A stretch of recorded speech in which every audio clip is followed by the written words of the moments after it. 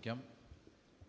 ദൈവത്തിൻ്റെ കരുണയ്ക്ക് വേണ്ടി നമുക്ക് ആഗ്രഹിച്ച് പ്രാർത്ഥിക്കുകയും നമുക്ക് ദാഹിക്കുകയും ചെയ്യാം. കർത്താവ് കരുണ കാണിച്ചാലേ എല്ലാ കാര്യങ്ങളും അനുഗ്രഹമായിട്ട് മാറുകയുള്ളൂ. കർത്താവിൻ്റെ കരുണയ്ക്ക് വേണ്ടി പ്രാർത്ഥിക്കുകയും ആഗ്രഹിക്കുകയും ചെയ്യാം. അവർക്ക് പറഞ്ഞേ ഹല്ലേലൂയ. ദൈവം വലിയ കരുണ കാണിക്കും. കർത്താവ് ഒരുമിച്ച് നമ്മളെ കൊണ്ടുവരുന്നത് ദൈവത്തിൻ്റെ വലിയ സ്നേഹമാണ്. നമുക്കിപ്രകാരം ഏറ്റുചൊല്ലി പ്രാർത്ഥിക്കാം. പരിശുദ്ധാത്മാവേ വരണമേ, പരിശുദ്ധാത്മാവേ വരണമേ. അങ്ങയുടെ ഇഷ്ടദാസിയായ പരിശുദ്ധ കന്യകാമാതാവിൻ്റെ വിമല ഹൃദയത്തിൻ്റെ ശക്തമായ മധ്യസ്ഥത വഴി ഞങ്ങളിൽ വന്ന് നിറയണമേ, ഞങ്ങളിൽ വസിക്കണമേ, ഞങ്ങളെ നയിക്കുകയും ചെയ്യണമേ. പരിശുദ്ധാത്മാവേ വരണമേ, അങ്ങയുടെ ഇഷ്ടദാസിയായ പരിശുദ്ധ കന്യകാമാതാവിൻ്റെ വിമല ഹൃദയത്തിൻ്റെ ശക്തമായ മധ്യസ്ഥത വഴി ഞങ്ങളിൽ വന്ന് നിറയണമേ, ഞങ്ങളിൽ വസിക്കണമേ, ഞങ്ങളെ നയിക്കുകയും ചെയ്യണമേ. പരിശുദ്ധാത്മാവേ വരണമേ, അങ്ങയുടെ ഇഷ്ടദാസിയായ പരിശുദ്ധ കന്യകാമാതാവിൻ്റെ വിമല ഹൃദയത്തിൻ്റെ ശക്തമായ മധ്യസ്ഥത വഴി ഞങ്ങളിൽ വന്ന് നിറയണമേ, ഞങ്ങളിൽ വസിക്കണമേ, ഞങ്ങളെ നയിക്കുകയും ചെയ്യണമേ. ഈശോയുടെ തിരുഹൃദയത്തിൽ നിന്ന് കാരുണ്യത്തിന്റെ അരുവിയായി ഞങ്ങളിലേക്ക് ഒഴുകിയിറങ്ങിയ തിരുരക്തമേ, തിരുജലമേ, ഞാൻ അങ്ങയിൽ ശരണപ്പെടുന്നു. ഈശോയുടെ തിരുഹൃദയത്തിൽ നിന്ന് കാരുണ്യത്തിന്റെ അരുവിയായി ഞങ്ങളിലേക്ക് ഒഴുകിയിറങ്ങിയ തിരുരക്തമേ, തിരുജലമേ, ഞാൻ അങ്ങയിൽ ശരണപ്പെടുന്നു. Hallelujah, hallelujah. പരിശുദ്ധാത്മാവ് നിന്റെ മേൽ വരും, അത്യുന്നതന്റെ ശക്തി നിന്റെ മേൽ ആവസിക്കും. പരിശുദ്ധാത്മാവ് വന്നു കഴിയുമ്പോൾ നിങ്ങൾ ശക്തി പ്രാപിക്കും. കർത്താവിന്റെ ആത്മാവ് അപ്പോൾ നിന്റെ മേൽ ആവസിക്കും. നീയും അവരോടൊത്ത് പ്രവചിക്കാൻ തുടങ്ങും. മറ്റൊരു മനുഷ്യനായി നീ മാറും. Hallelujah, hallelujah, hallelujah, hallelujah. ദേശത്തെയും കൺവെൻഷനെയും നമ്മുടെ കുടുംബങ്ങളെയും സമർപ്പിച്ചുകൊണ്ട് നമുക്ക് വിശ്വാസത്തോടെ വചനമേറ്റുമെല്ലാം. നിന്നെ ഉപദ്രവിക്കാനുണ്ടാക്കിയ ഒരായുധവും ഫലപ്രദമാവുകയില്ല. നിന്നെ ഉപദ്രവിക്കാനുണ്ടാക്കിയ ഒരായുധവും ഫലപ്രദമാവുകയില്ല. നിനക്കെതിരെ വിധി പ്രസ്താവിക്കുന്ന എല്ലാ നാവുകളെയും നീ ഖണ്ഡിക്കും. വീരയോദ്ധാവിനെ പോലെ കർത്താവിന്റെ പക്ഷത്തുണ്ട്. അതിനാൽ എന്റെ പീഡകരുടെ കാലിടറും. അവർ എന്റെ മേൽ വിജയം വരിക്കുകയില്ല. സൈന്യങ്ങളുടെ കർത്താവ്, വിജയം നൽകുന്ന യോദ്ധാവ് നിങ്ങളുടെ മധ്യേ ഉണ്ട്. അവർ ആയുധങ്ങളിലും സാഹസകൃത്യങ്ങളിലും ആശ്രയിക്കുന്നു. നമുക്കെതിരെ വരുന്ന ശത്രുക്കളെയും ലോകം മുഴുവനെ തന്നെയും അങ്കുലി ചലനത്താൽ തറപറ്റിക്കാൻ കഴിയുന്ന സർവശക്തനിലാണ് നമ്മുടെ പ്രത്യാശ. നിന്റെ ഓടാമ്പൽ ഇരുമ്പും പിത്തളയും, നിന്റെ ആയുസോളം നിന്റെ ശക്തിയും. യശ്രൂൺ നിന്റെ ദൈവത്തെ പോലെ ആരുമില്ല.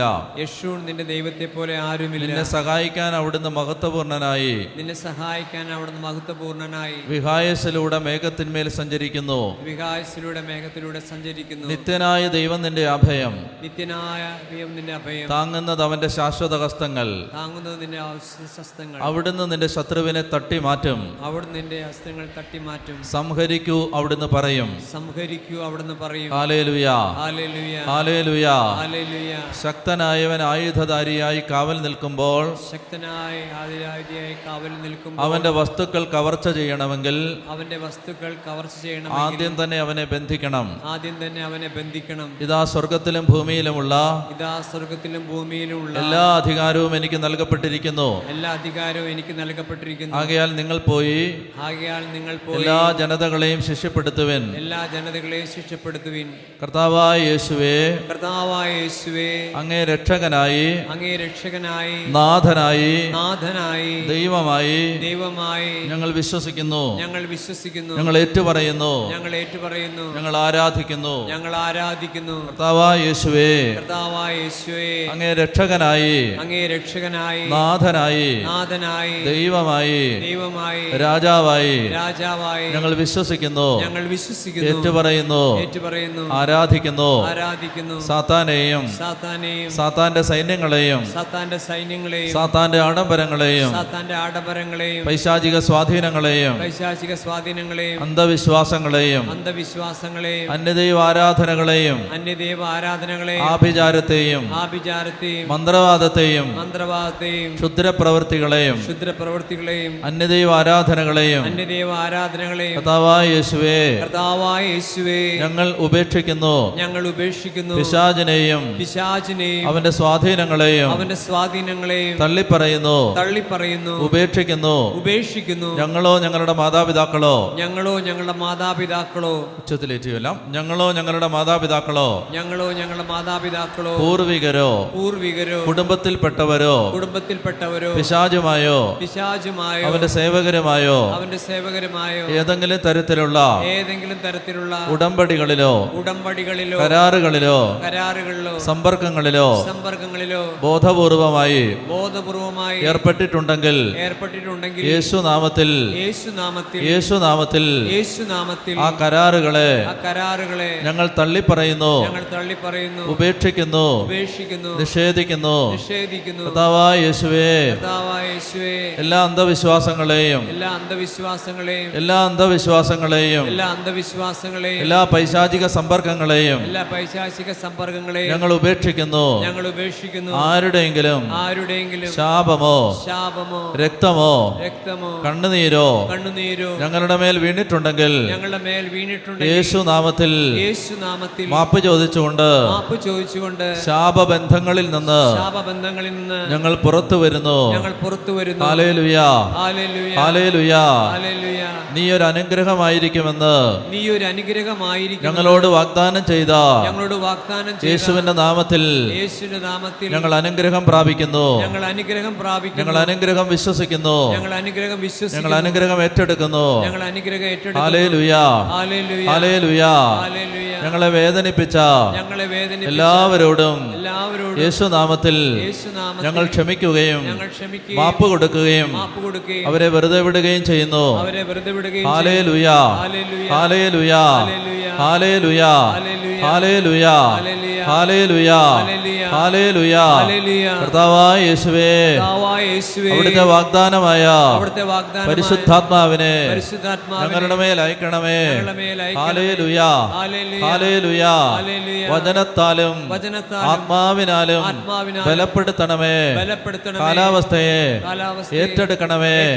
സംവിധാനങ്ങളെ ക്രമീകരണങ്ങളെ അനുഗ്രഹിക്കണമേ.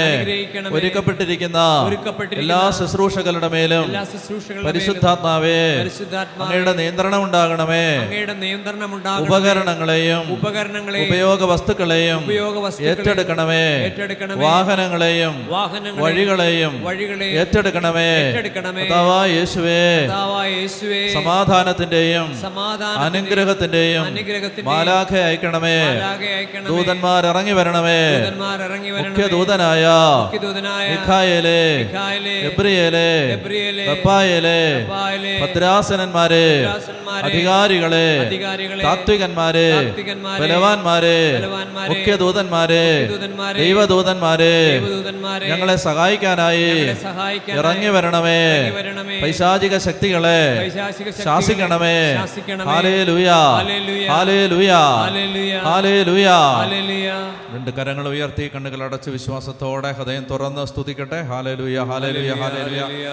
In the name of Father, Son, and Holy Spirit. By the authority power given to me through the sacrament of ordination, I bind and cast out all evil spirits in the mighty name of Jesus. by the authority power given to the Holy Catholic Apostolic Church, bind and cast out all evil spirits, all evil powers, dominions, authorities in the mighty name of Jesus. യേശുവിൻ്റെ അധികാരമുള്ള നാമത്തിൽ നീ ഭൂമിയിൽ കെട്ടുന്നതെല്ലാം സ്വർഗത്തിൽ കെട്ടപ്പെടുമെന്നും ഭൂമിയിൽ അഴിക്കുന്നതെല്ലാം സ്വർഗത്തിൽ അഴിക്കപ്പെടുമെന്നും തിരുസഭയ്ക്ക് നൽകപ്പെട്ട അധികാരത്തിലും ശക്തിയിലും കർത്താവായ ഈശോയെ ഇപ്പോൾ ഈ കൂട്ടായ്മയിലെ കുടുംബങ്ങളിൽ ദൈവമേ ദേശത്ത് പ്രവർത്തിക്കുന്ന എല്ലാ അന്ധകാരങ്ങളെയും തിന്മകളെയും ആധിപത്യങ്ങളെയും അധികാരങ്ങളെയും യേശുവിൻ്റെ നാമത്തിൽ ശാസിക്കുന്നു. മടുപ്പ്, മന്ദത, അലസത, ക്ഷീണം, ഉദാസീനത, താല്പര്യക്കുറവ്, എതിർചിന്തകൾ, ദൈവവിരോധം, ദൈവനിഷേധം, വൈദിക വിരോധം, സഭാവിരോധം, കർത്താവെ നിരീശ്വര ചിന്തകൾ, അവിശ്വാസം, അന്ധവിശ്വാസങ്ങൾ, ആരോഗ്യ പ്രശ്നങ്ങൾ, രോഗങ്ങൾ, രോഗക്കെട്ടുകൾ, ശാപബന്ധനങ്ങൾ ഇവ വിതയ്ക്കുന്ന എല്ലാ അന്ധകാരങ്ങളെയും യേശുവിൻ്റെ കാൽച്ചുവട്ടിലേക്ക് ബന്ധിക്കുന്നു. നസ്രാനായ യേശുവിൻ്റെ പരിശുദ്ധ നാമത്തിൽ മർക്കോസ് 3:27 മത്തായി 10:1-2, ലൂക്ക 9:1-2 വചനത്തിൻ്റെ അധികാരത്തിലും ശക്തിയിലും, മത്തായി 18:18 2 മക്കബായർ 8:18 ജെറമ്യാ 20:11 യേശുവിൻ്റെ അധികാരമുള്ള നാമത്തിൽ എല്ലാ സാത്താൻ്റെ ശക്തികളെയും എല്ലാ പൈശാചിക സ്വാധീനങ്ങളെയും കർത്താവെ പ്രാർത്ഥിക്കാൻ തടസ്സം സൃഷ്ടിക്കുന്ന, ദൈവത്തെ ആരാധിക്കാൻ തടസ്സം സൃഷ്ടിക്കുന്ന, കർത്താവെ ദൈവത്തെ ഗ്രഹിക്കാൻ തടസ്സം സൃഷ്ടിക്കുന്ന, വചനം സ്വീകരിക്കാൻ തടസ്സം സൃഷ്ടിക്കുന്ന ദുഷ്ടാരൂപികളുടെ സംഘങ്ങളെ, സ്വാധീനങ്ങളെ യേശുവിൻ്റെ നാമത്തിൽ ശാസിച്ച് ബന്ധിച്ച് യേശുവിൻ്റെ കാൽച്ചുവട്ടിലേക്ക് ബന്ധിച്ച് ബഹിഷ്കരിക്കുന്നു. ഉച്ചത്തിൽ വിളിക്കുന്ന ഈശോയേ, ഉച്ചത്തിൽ വിളിക്കുന്ന ഈശോയേ, ചങ്കുപൊട്ടി വിളിക്കുന്നു ഈശോയേ.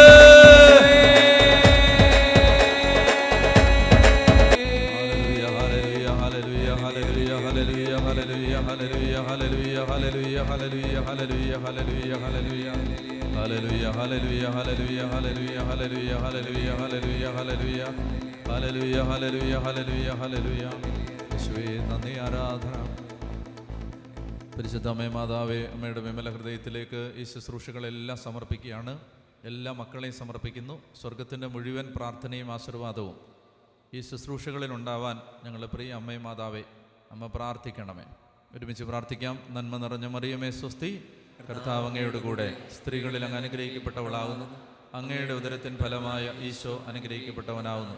പരിശുദ്ധ മറിയമേ തമ്പുരാൻ്റെ അമ്മേ, പാപികളായ ഞങ്ങൾക്ക് വേണ്ടി ഇപ്പോഴും ഞങ്ങളുടെ മരണസമയത്തും പിതാവിൻ്റെയും പുത്രൻ്റെയും പരിശുദ്ധാത്മാവിൻ്റെയും നാമത്തിൽ ഈശോ മിശിഹായ്ക്ക് സ്തുതിയായിരിക്കട്ടെ. ഇരിക്കാം. ഈശോയ്ക്ക് നന്ദി പറയാം. കർത്താവ് നമ്മളെ ദൈവവചനത്തിൻ്റെ മുമ്പിൽ കൊണ്ടുവന്നിരുത്തുകയാണ്. ഈശോയുടെ മുമ്പിൽ നമ്മൾ കടന്നു വന്നിരിക്കുമ്പോൾ ദൈവം നമ്മളോട് അനുകമ്പയോടെ സംസാരിക്കും, കരുണയോടുകൂടി സംസാരിക്കും. അങ്ങനെയാണ് ദൈവം തൻ്റെ അടുത്തേക്ക് വരുന്നവരോട് അനുകമ്പ പ്രദർശിപ്പിക്കുന്ന ദൈവമാണ്. ഹല്ലേലൂയ. പ്രഭാഷകൻ്റെ പുസ്തകത്തിൻ്റെ 2-ാമത്തെ അധ്യായം, പ്രഭാഷകൻ്റെ പുസ്തകത്തിൻ്റെ 2-ാമത്തെ അധ്യായത്തിൻ്റെ 10-ാമത്തെ തിരുവചനം. പ്രഭാഷകൻ സിറാഖ് ചാപ്റ്റർ 2 വേഴ്സ് 10. പ്രഭാഷകൻ 2:10. ബൈബിള് കൊണ്ടുവന്നിട്ടുണ്ടെന്ന് വിചാരിക്കുന്നു. ഇല്ലാത്തവർക്ക് നാളെ കൊണ്ടുവരാം. നമുക്ക് ഒരുമിച്ച് വായിച്ച് പോകുമ്പോഴാണ് നമുക്ക് വചനം സ്വീകരിക്കാൻ പറ്റുന്നത്. അതായത് വചനം നമ്മുടെ എല്ലാ തരത്തിലും പ്രവേശിക്കണം. ഇങ്ങോട്ട് നോക്കാവോ, കാണാവോ? അപ്പോൾ അതായത് ദൈവവചനം നമ്മൾ വായിക്കുന്ന സമയത്ത് അത് നമ്മുടെ എല്ലാ ഇന്ദ്രിയങ്ങളിലൂടെയും കടന്നു വരണം. അപ്പോൾ അതെങ്ങനെയാണെന്ന് വെച്ചാൽ, ഇപ്പോൾ നമ്മൾ കണ്ണുകൊണ്ട് നോക്കണം. കണ്ണുകൊണ്ട് നോക്കുമ്പോൾ നമ്മുടെ കണ്ണ് വചനം കാണും. പിന്നെ നമ്മൾ വായിക്കുമ്പോൾ നമ്മുടെ അധരം വചനം പറയും, ഉച്ചരിക്കും. പിന്നെ നമ്മളിങ്ങനെ വായിക്കുന്ന സമയത്ത് നമ്മൾ ഉച്ചരിക്കുന്ന ഈ വചനം നമ്മൾ കേൾക്കും. പിന്നെ നമ്മളിങ്ങനെ വിരലും കൊണ്ട് തൊടുമ്പോൾ നമുക്ക് വചനത്തെ തൊടാൻ പറ്റും. അങ്ങനെ നമുക്ക് സാധിക്കുന്നിടത്തോളം എല്ലാ ഇന്ദ്രിയങ്ങളും ഉപയോഗിച്ച് വചനത്തെ സ്വീകരിക്കണം. അതായത് നമ്മൾ ദൈവവചനത്തെ സമ്പൂർണമായി എല്ലാ ഇന്ദ്രിയങ്ങളും ഉപയോഗിച്ച് സ്വീകരിക്കുമ്പോഴാണ് വചനം നമ്മൾ മറന്നു പോകാതിരിക്കുന്നത്. ഇപ്പം നിങ്ങൾ കേൾക്കുക മാത്രമേ ചെയ്യുന്നുള്ളെങ്കിൽ നിങ്ങൾ പെട്ടെന്ന് മറന്നുപോകും. എന്നാൽ നിങ്ങൾ ബൈബിളിൽ നോക്കുക കൂടെ ചെയ്യുകയാണെങ്കിൽ നിങ്ങൾ മറക്കില്ല. ഇപ്പോൾ എൻ്റെ കാര്യം പറയുകയാണെങ്കിൽ എനിക്ക് പല ബൈബിളിലെ വചനങ്ങളും അധ്യായം വാക്യം പറയാൻ അധികമൊന്നും അറിയില്ല. കുറച്ചറിയാം, ഒത്തിരിയൊന്നും അറിയില്ല. എന്നാൽ എനിക്ക് 100 കണക്കിന്, ഒരുപക്ഷെ 1000 കണക്കിന് വചനങ്ങൾ എൻ്റെ ബൈബിളിൽ എവിടെയാണെന്നറിയാം. നിങ്ങൾക്ക് മനസ്സിലായോ? വേറൊരു ബൈബിൾ തന്നാൽ എന്നെ കൊണ്ട് പറ്റത്തുമില്ലത്. എൻ്റെ ബൈബിളിൽ എവിടെയാണെന്നറിയാം. കാരണം എൻ്റെ ബൈബിളിൽ എൻ്റെ മെമ്മറിയിൽ ഇത് ആ പേജിൽ, ആ സൈഡിൽ, ആ മേളിൽ അങ്ങനെ കിടപ്പുണ്ടെന്നറിയാം. അപ്പം അധ്യായം വാക്യം പറഞ്ഞ ചിലപ്പോൾ അപ്പം ഞാൻ പല വചനങ്ങളും ഇടും. ഇപ്പോൾ പ്രഭാഷകൻ 2:10 എൻ്റെ മെമ്മറിയിലുള്ളതല്ല, എന്നാൽ എൻ്റെ മെമ്മറിയിൽ ഇതുണ്ട്. എന്താണ്? പ്രഭാഷകൻ തുറക്കുമ്പോൾ എൻ്റെ ബൈബിളിൽ റൈറ്റ് സൈഡിൽ ഏതാണ്ട് ഒരു 3-4 വാക്യങ്ങൾ കഴിയുമ്പോൾ ഒരു വചനം കിടപ്പുണ്ടെന്ന് എനിക്കറിയാം. അതെനിക്കറിയാം. അതെന്തുകൊണ്ടെന്നറിയാം? നമ്മളിങ്ങനെ വളരെ ശ്രദ്ധയോടുകൂടി വചനത്തെ നോക്കിയതുകൊണ്ട്, കേട്ടത് മാത്രമല്ല നോക്കി. അപ്പോൾ ആ പേജ് ഉൾപ്പെടെ മനസ്സിൽ പതിഞ്ഞു. അങ്ങനെയാണത് വരുന്നത്. അപ്പോൾ വചനം പഠിക്കാൻ എളുപ്പം എന്താണെന്ന് വെച്ചാൽ നിങ്ങൾ നിങ്ങളുടെ ബൈബിളുമായി വരണം. മൊബൈലിൽ നോക്കിയാലുള്ളൊരു പ്രശ്നം, ഈ മെമ്മറി വർക്ക് ചെയ്യില്ല അവിടെ. മനസ്സിലാവുന്നുണ്ടോ? അതായത് ഒരു ലോക്കൽ മെമ്മറി ഉണ്ട്. ലോക്കൽ മെമ്മറി എന്നതിന് പറയുന്നത്. എന്ത് മെമ്മറിയാണ്? എന്തോന്ന് അതിന് പറയുന്ന പേരാണ് ലോക്കൽ മെമ്മറി എന്ന് പറഞ്ഞാൽ അതൊരു അങ്ങനെയാണ്. അതിനെങ്ങനെയാണെന്ന് പറഞ്ഞാൽ അറിഞ്ഞുകൂടാ. എങ്ങനെയാണത്? അപ്പോൾ എന്ന് വെച്ചാൽ നമ്മളിങ്ങനെ നമ്മുടെ മനസ്സിൽ, മൊബൈലിൽ ഇപ്പോൾ നമുക്ക് എല്ലാ പേജും ഒരുപോലാണ്. മൊബൈൽ സ്ക്രീനിൽ പേജ് കാണുമ്പോൾ എല്ലാ പേജും ഒരുപോലാണ്. എന്നാൽ ഒരു ബുക്കിൽ വായിക്കുമ്പോൾ അങ്ങനല്ല. നമുക്കറിയാം കൃത്യമായിട്ട് ഈ സൈഡിലാണ്, റൈറ്റ് സൈഡിലാണ്, മുകളിലാണ്. അത് നമുക്കറിയാം. അങ്ങനെ ഒരു ലോക്കൽ മെമ്മറി നമ്മുടെ മനസ്സിലത് പതിയും. അപ്പോൾ അതുകൊണ്ടാണ് ഞാൻ ബൈബിൾ നിങ്ങൾ കൊണ്ടുവരണമെന്ന് നിർബന്ധിക്കുന്നത്. അപ്പം നിങ്ങൾ കൊണ്ടുവരില്ല എന്ന് വാശി പിടിച്ചാലും ഞാൻ നിർബന്ധിച്ചു കൊണ്ടേയിരിക്കും. അതിൻ്റെ കാരണം, നിങ്ങൾ ഒരിക്കൽ ബൈബിൾ എടുത്ത് കയ്യിൽ പിടിച്ച് നടക്കാൻ തുടങ്ങിയാൽ പിന്നെ നിങ്ങൾക്കതിൻ്റെ വ്യത്യാസം മനസ്സിലാവും. ഒരിക്കൽ ഒരു പെൺകുട്ടി, ഞാൻ ആ കുട്ടിയെ കോളേജിൽ പഠിപ്പിച്ചിട്ടുണ്ട്, എൻ്റെ സ്റ്റുഡൻ്റ് ആയിരുന്നു. പിന്നീട് എനിക്ക് ഒരുപാട് നാളുകൾ ആ കുട്ടിയെക്കുറിച്ച് ഒരു അറിവുണ്ടായിരുന്നില്ല. അപ്പോൾ ഒരു ദിവസം ഒരു അവളുടെ അമ്മ എൻ്റെ അടുത്ത് വന്നിട്ട് പറഞ്ഞു, അച്ചോ അവൾ വലിയ പ്രയാസത്തിലാണ്, വലിയ ഡിപ്രഷനിലും പ്രയാസത്തിലൊക്കെയാണ്, അതുകൊണ്ട് അച്ഛൻ പ്രാർത്ഥിക്കണം. അപ്പം ഞാൻ പറഞ്ഞു, അവൾ എന്നെ വിളിക്കുകയോ മെസ്സേജ് അയക്കുകയോ എന്തെങ്കിലും ചെയ്യാൻ പറയൂ എന്ന് പറഞ്ഞു. അങ്ങനെ അവൾ എനിക്ക് മെസ്സേജ് ഇട്ടു. അപ്പം ഞാൻ പറഞ്ഞു, നീ ഒരു ദിവസം നേരിട്ട് വരാൻ പറഞ്ഞു, ഒരു ധ്യാനം കൂടാൻ പറഞ്ഞു. അങ്ങനെ ധ്യാനമൊക്കെ കൂടി കഴിഞ്ഞിട്ടും ഇവക്ക് കാര്യമായൊരു വ്യത്യാസം വന്നില്ല. അപ്പോൾ അവൾ ധ്യാനമൊക്കെ കഴിഞ്ഞ് പോയിട്ടും അവളുടെ വലിയ വ്യത്യാസമൊക്കെ വന്നിട്ടില്ല. അതുകൊണ്ട് സാധാരണ രീതിയിൽ ഇങ്ങനെ പോവാണ്. പക്ഷേ അവളുടെ ഡിപ്രഷനും പ്രയാസവും എല്ലാം അതുപോലെ തന്നെ ഉണ്ട്. അങ്ങനെ ഇരിക്കുമ്പോൾ ഒരിക്കൽ കുറേ നാളുകൾ കഴിയുമ്പോൾ പെട്ടെന്ന് ഒരു ദിവസം ഞാൻ ഇവളെക്കുറിച്ച് ആരും എന്നോട് പറയുകയോ ചിന്തിക്കുകയോ ഒന്നും ചെയ്യാത്തൊരു സമയത്ത് പെട്ടെന്ന് മനസ്സിലേക്ക് കുട്ടിയുടെ മുഖം വന്നു. അപ്പം ഞാൻ ഫോൺ എടുത്തിട്ട് വിളിച്ചു, നീ എവിടെയാന്ന് ചോദിച്ചു. അപ്പം ഞാൻ വീട്ടിലുണ്ടെന്ന് പറഞ്ഞു. അപ്പം ഞാൻ ചോദിച്ചു, ആർ യു ഓക്കെ? അപ്പോൾ എന്നോട് പറഞ്ഞു ഓക്കെ എന്ന് പറഞ്ഞു. ഓക്കെ ആണ് ഫാദർ, ഓക്കെ ആണ്. ഓക്കെ, അല്ല ജസ്റ്റ് ചോദിച്ചെന്നേ ഉള്ളൂ, വെച്ചോളാൻ പറഞ്ഞു. ഒരു 2-3 മിനിറ്റ് കഴിഞ്ഞപ്പോൾ എന്നെ തിരിച്ചു വിളിച്ചിട്ട് പറഞ്ഞു, ഫാദർ ഞാൻ ഓക്കെ അല്ല എന്ന് പറഞ്ഞു. അപ്പം ഞാൻ പറഞ്ഞു, നീ ഓക്കെ എന്നാണ് പറഞ്ഞത്. അത് ഞാൻ പെട്ടെന്ന് ഫാദർ വിളിച്ചപ്പോൾ എനിക്ക് അങ്ങനെ, ഞാൻ മുമ്പ് വിളിച്ചിട്ടേ ഇല്ല ഫോണിൽ, മെസ്സേജ് അയച്ചിട്ടുണ്ട് എനിക്ക്. അപ്പോൾ അമ്മ പറഞ്ഞിട്ടൊക്കെ വരുമെന്നല്ല, ഈ കുട്ടിയെ ഞാൻ നേരിട്ട് വിളിച്ചിട്ടേ ഇല്ലായിരുന്നു, ആദ്യമായിട്ടാണ്. അപ്പോൾ അതുകൊണ്ട് ഫാദർ എന്നെ പെട്ടെന്ന് അങ്ങോട്ട് വിളിച്ചപ്പോൾ എനിക്കങ്ങനെ ഒരു അസ്വസ്ഥത വന്ന് ഞാനങ്ങനെ പറയാഞ്ഞാണ്. എന്നിട്ട് എൻ്റെ അടുത്ത് പറഞ്ഞു, ഫാദർ സത്യം പറയാമല്ലോ, ഫാദർ എന്നെ വിളിച്ചുകൊണ്ട് ഞാൻ പറയുകയാണ്, ഫാദർ എന്നെ വിളിക്കുന്ന സമയത്ത് ഞാൻ ബാത്റൂമിൽ വെള്ളം ബക്കറ്റിൽ തുറന്നിട്ടിട്ട് കയ്യും വെച്ചിട്ട് ബ്ലേഡും കൊണ്ട് മുറിക്കാൻ നിൽക്കുകയാണ്. അപ്പം ഞാൻ പറഞ്ഞു, നീ വേഗം ഇങ്ങ് പോരാൻ പറഞ്ഞു, പെട്ടെന്ന് ഇങ്ങ് വരാൻ പറഞ്ഞു. അപ്പം അങ്ങനെ വന്നു കഴിഞ്ഞപ്പോൾ വീണ്ടും ഞാൻ സംസാരിച്ചു. വീണ്ടും ഞാൻ അടുത്ത ധ്യാനത്തിന് കയറാൻ പറഞ്ഞു. കയറി, ദൈവം സ്പർശിച്ചു, സുഖപ്പെട്ട് കഴിഞ്ഞപ്പോഴേക്കും പിന്നീട് അവൾ തികച്ചും വ്യത്യസ്തമായ ഒരു വ്യക്തിയായിട്ട് മാറി. ഇത്രയും നാൾ ഈശോയെ ഏറ്റു പറയാനോ ബൈബിൾ എടുത്ത് കയ്യിൽ പിടിക്കാനോ ഒരു കുരിശ് ധരിക്കാനോ ഒക്കെ ബുദ്ധിമുട്ടുണ്ടായിരുന്ന, തികച്ചും ലൗകികമായി മാത്രം ചിന്തിച്ച് ജീവിച്ചിരുന്ന പെൺകുട്ടിയെ ദൈവമായ കർത്താവ് തൻ്റെ വചനത്താലും ആത്മാവിനാലും നിറച്ചു. അപ്പോൾ അത് കഴിഞ്ഞപ്പോൾ അവൾ കേരളത്തിലെ ഒരു ജില്ലയിലേക്ക് ജോലിക്ക് വേണ്ടി പോയി. ജോലിക്ക് പോകുമ്പോൾ ഒരു ചെറിയ ബൈബിൾ കൊടുത്തിട്ട് പറഞ്ഞു, നീ എവിടെ പോയാലും ഈ ബൈബിൾ കൊണ്ടുപോകണം. അപ്പം അങ്ങനെ പിന്നീട് എവിടെ പോയാലും, ഹോട്ടലിൽ പോയാലും, ചന്തയിൽ പോയാലും, സ്കൂളിൽ പോയാലും, കോളേജിൽ പോയാലും, ജോലിക്ക് പോയാലും, എവിടെ പോയാലും ഇവൾ ഈ ബൈബിളും കൊണ്ട്, ചെറിയൊരു ബൈബിളാണ്, അത് ഹാൻഡിയാണ് ഇങ്ങനെ. അപ്പം അങ്ങനെ ഇവൾ ജോലി ചെയ്യുന്ന സ്ഥലത്ത് അനേകം അക്രൈസ്തവരുടെ ഇടയിൽ ഇവൾ ജോലി സ്ഥലത്തേക്ക് ചെന്നപ്പോൾ അവിടേക്ക് ചെല്ലുന്നത് ഒരു കുരിശും ധരിച്ച് കയ്യിലൊരു ബൈബിളും പിടിച്ചാണ് ജോലിക്ക് ചെല്ലുന്നത്. അപ്പോൾ അവളെ ഒന്നടങ്കം എല്ലാവരും, ക്രിസ്ത്യാനികളും മറ്റു മതക്കാരും ഉൾപ്പെടെ എല്ലാവരും പരിഹസിക്കാൻ തുടങ്ങി. അപ്പോൾ അവൾ അത് കാര്യമായിട്ട് എടുത്തില്ല. അവൾ പിന്നെയും ബൈബിൾ കൊണ്ടുപോകാൻ തുടങ്ങി. ഒരു ദിവസം ഇവളുടെ ഡിപ്പാർട്ട്മെൻറ്റിലുണ്ടായിരുന്ന എല്ലാവരും ഒരുമിച്ച് കസേര ഇങ്ങനെ ചുറ്റും ഇട്ടിട്ട് ഇവളെ നടുക്കിരുത്തിയിട്ട് കണ്ടിന്യൂസ് ആയിട്ട് ബെലിറ്റിൽ ചെയ്തു. അപമാനിച്ചു എന്ന് പറഞ്ഞാൽ ഇങ്ങനെ കുറ്റം പറഞ്ഞു. നീ ഇങ്ങനെ ഇത്രയും കൺസർവേറ്റീവ് ആവരുത്, നീ മതഭ്രാന്തിയാണ്, നീ ഇങ്ങനെ ബൈബിളും കൊണ്ട് നടക്കേണ്ട കാര്യമൊന്നുമില്ല, ബൈബിൾ വീട്ടിൽ വെച്ച് വായിച്ചാൽ മതി. അപ്പം അന്ന് എനിക്ക് വൈകുന്നേരം ആയപ്പോൾ എന്നെ വിളിച്ചിട്ട് പറഞ്ഞു, അച്ഛാ ഇന്നെനിക്ക് സഹിക്കാൻ പറ്റാത്തതുപോലെ എന്നെ എല്ലാവരും കൂടെ ഒരുമിച്ച് വേട്ടയാടി. അപ്പം ഞാൻ പറഞ്ഞു, ഞാൻ നിന്നോട് പറഞ്ഞല്ലേ, ഈശോയെ പ്രതി അപമാനിക്കപ്പെടാൻ തയ്യാറായി വേണം നമ്മൾ നടക്കാൻ. അതൊരു ക്രിസ്ത്യാനിയുടെ തലവരെയാണ്. ഈശോയെ പ്രതി അപമാനിക്കപ്പെടാനുള്ള സാധ്യതകൾ അന്വേഷിച്ച് നടന്നോണം.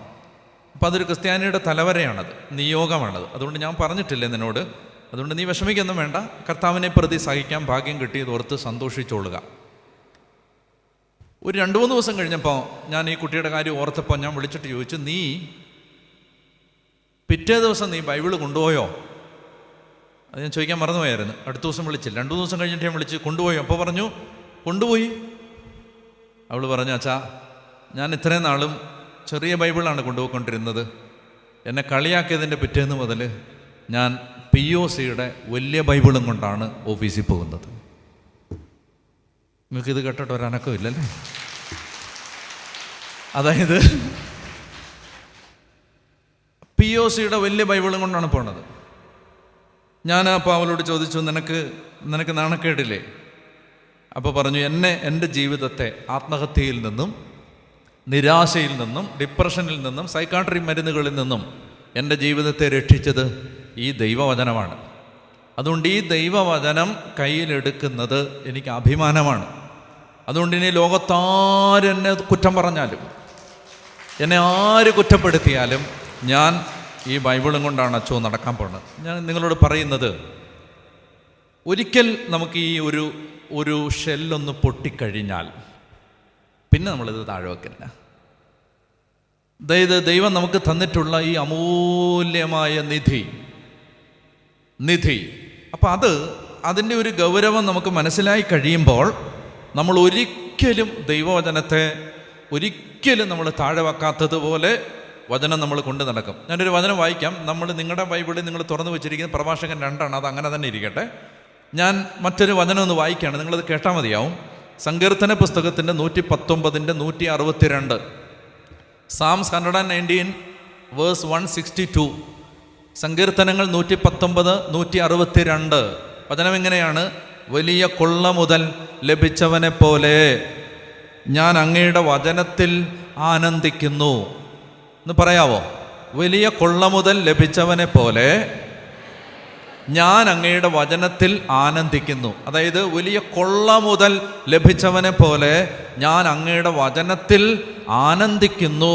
പറഞ്ഞേ ഹല്ലേലൂയ.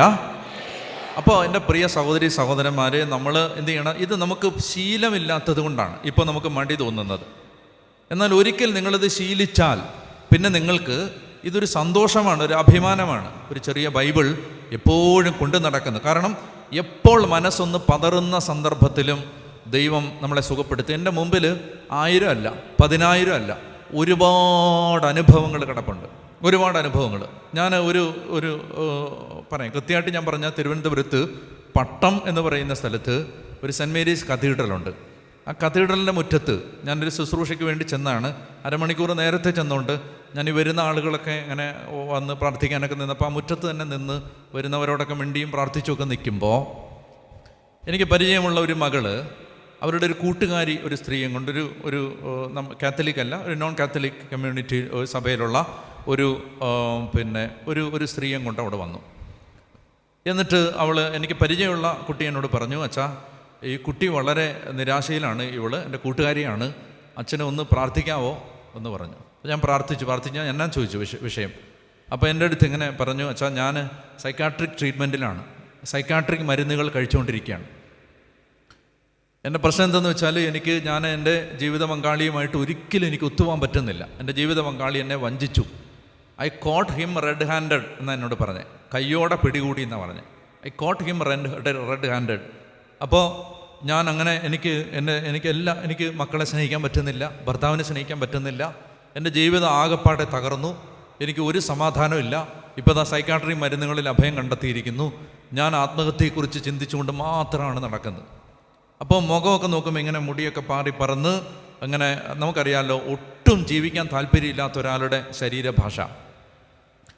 അങ്ങനെ ഇവളോട് ഞാൻ സംസാരിച്ചു. ഞാൻ പറഞ്ഞു, ഇപ്പം നേരമില്ലല്ലോ, നീ ഒരു കാര്യം ചെയ്യേ, നമുക്ക് ഈ അടുത്ത ആഴ്ചയിൽ അവിടെ ഒരു ധ്യാനം തുടങ്ങുന്നുണ്ട്, നീ വരാൻ പറഞ്ഞു. ഒന്ന് നീ ധ്യാനം. അപ്പോൾ പറഞ്ഞു, ഞാൻ ഈ കാത്തലിക് അല്ല. ഞാൻ പറഞ്ഞു, അത് കുഴപ്പമില്ല, നീ വന്നു. ഹിന്ദുക്കൾ വരെ ധ്യാനം കൂടാൻ വരുന്നുണ്ട്, മുസ്ലിങ്ങൾ ധ്യാനം കൂടാൻ വരുന്നുണ്ട്, അതുകൊണ്ട് അതിനകത്തൊന്നും പ്രശ്നമൊന്നുമില്ല, നീ വരാൻ പറഞ്ഞു. അപ്പം അങ്ങനെ അവൾ വന്നു കഴിഞ്ഞിട്ട് പോകുമ്പോൾ എന്നോട് പറഞ്ഞു, എനിക്കൊരു ടെസ്റ്റിമണി ഉണ്ട്, ഞാൻ പിന്നീട് എഴുതി തരാമെന്ന് പറഞ്ഞു. കുറച്ച് ദിവസം കഴിഞ്ഞിട്ട് പിന്നീട് എനിക്ക് ഒരു 2-3 പേജുള്ള ഒരു ടെസ്റ്റിമണി എഴുതി തന്നു. അതിനകത്ത് ഇങ്ങനെ എഴുതിയിരുന്നു, ഞാൻ ദൈവവചനം കേൾക്കാനും ദൈവത്തെ ആരാധിക്കാനും തുടങ്ങിയപ്പോഴാണ് എനിക്കൊരു സത്യം മനസ്സിലായത്. പ്രശ്നം എൻ്റെ ഭർത്താവിൻ്റേതല്ല, എൻ്റെ കുട്ടികളുടേതല്ല, എൻ്റെ വീട്ടുകാരുടേതല്ല, പ്രശ്നം എൻ്റേതാണ്. എനിക്കത് മനസ്സിലായി. ഞാൻ അവിടെ വന്ന് 2-ാമത്തെ ദിവസം സൈക്കാട്രിക് മരുന്നുകൾ അവസാനിപ്പിച്ചു. എൻ്റെ മനസ്സിന് സമനില കിട്ടി. എനിക്ക് വലിയ സന്തോഷമുണ്ട്. എനിക്ക് ജീവിക്കാൻ ഇപ്പോൾ ഒരു കാരണമുണ്ട്. ഇത് ഞാൻ പറയുന്നത് അമേരിക്കയിൽ നിന്ന് വേറൊരു ഒരു അമ്മ, മകളെയും കൊണ്ട് വന്ന ഒരു അമ്മ എൻ്റെ അടുത്ത് വന്നിട്ട് നേരെ വന്നെൻ്റെ കാലേ വീണു. അപ്പോൾ ഞാൻ പറഞ്ഞു, അങ്ങനെ ചെയ്യാൻ പാടില്ല, നിങ്ങളെക്കാളും വലിയ പാവിയാണ്, എൻ്റെ കാലിൽ നിന്ന് വീഴരുത്. അപ്പോൾ എന്നോട് പറഞ്ഞു, ഇല്ല അച്ഛാ, ഞാൻ അമേരിക്കയിൽ നിന്ന് വന്നത് ഇങ്ങനെ ഈ കാലേ വീഴാം, അങ്ങനെ ചെയ്യാൻ പാടില്ലെന്ന് പറഞ്ഞു. അപ്പോൾ എൻ്റെ അടുത്ത് പറയുകയാണ്, അച്ഛാ, ഒരു ഇൻസാനിറ്റി ഹോമിൽ, ഒരു ഭ്രാന്താശുപത്രിയിൽ തളച്ചിടപ്പെട്ട് ശിഷ്ടകാലം കഴിക്കേണ്ടി വരുമായിരുന്ന എൻ്റെ മകളെ സുഖപ്പെടുത്തി എന്ന് അവൾ കോളേജിൽ പോയി പഠിക്കുന്ന അവസ്ഥയിലും ജോലിക്ക് പോകുന്ന അവസ്ഥയിലും അവളെ ആക്കിയത് ദൈവവചനമാണ്. ദൈവവചനം. അതിന് നന്ദി പറയാൻ ഞാൻ അമേരിക്കയിൽ നിന്ന് വന്നാന്ന് പറഞ്ഞു. നിങ്ങൾക്ക് മനസ്സിലാവുന്നുണ്ടോ? അതായത് ഇപ്പം ഞാൻ ഇത് പറയുന്നതിൻ്റെ കാരണം, ഈ സൈക്കാട്രിക് മരുന്നുകൾക്ക്, കൗൺസിലിംഗ് മുറികൾക്ക് ഒക്കെ സുഖപ്പെടുത്താൻ പറ്റാത്ത ജീവിതങ്ങളെ യേശു സുഖപ്പെടുത്തുന്നത് വചനം അയച്ചിട്ട്. സങ്കീർത്തനം 107:20, അവർ തങ്ങളുടെ കഷ്ടതയിൽ കർത്താവിനെ വിളിച്ചപേക്ഷിച്ചു, അവിടുന്ന് തൻ്റെ എന്തയച്ചു? വചനമയച്ചു, അവരെ സുഖപ്പെടുത്തി. പറഞ്ഞേ ഹല്ലേലൂയ.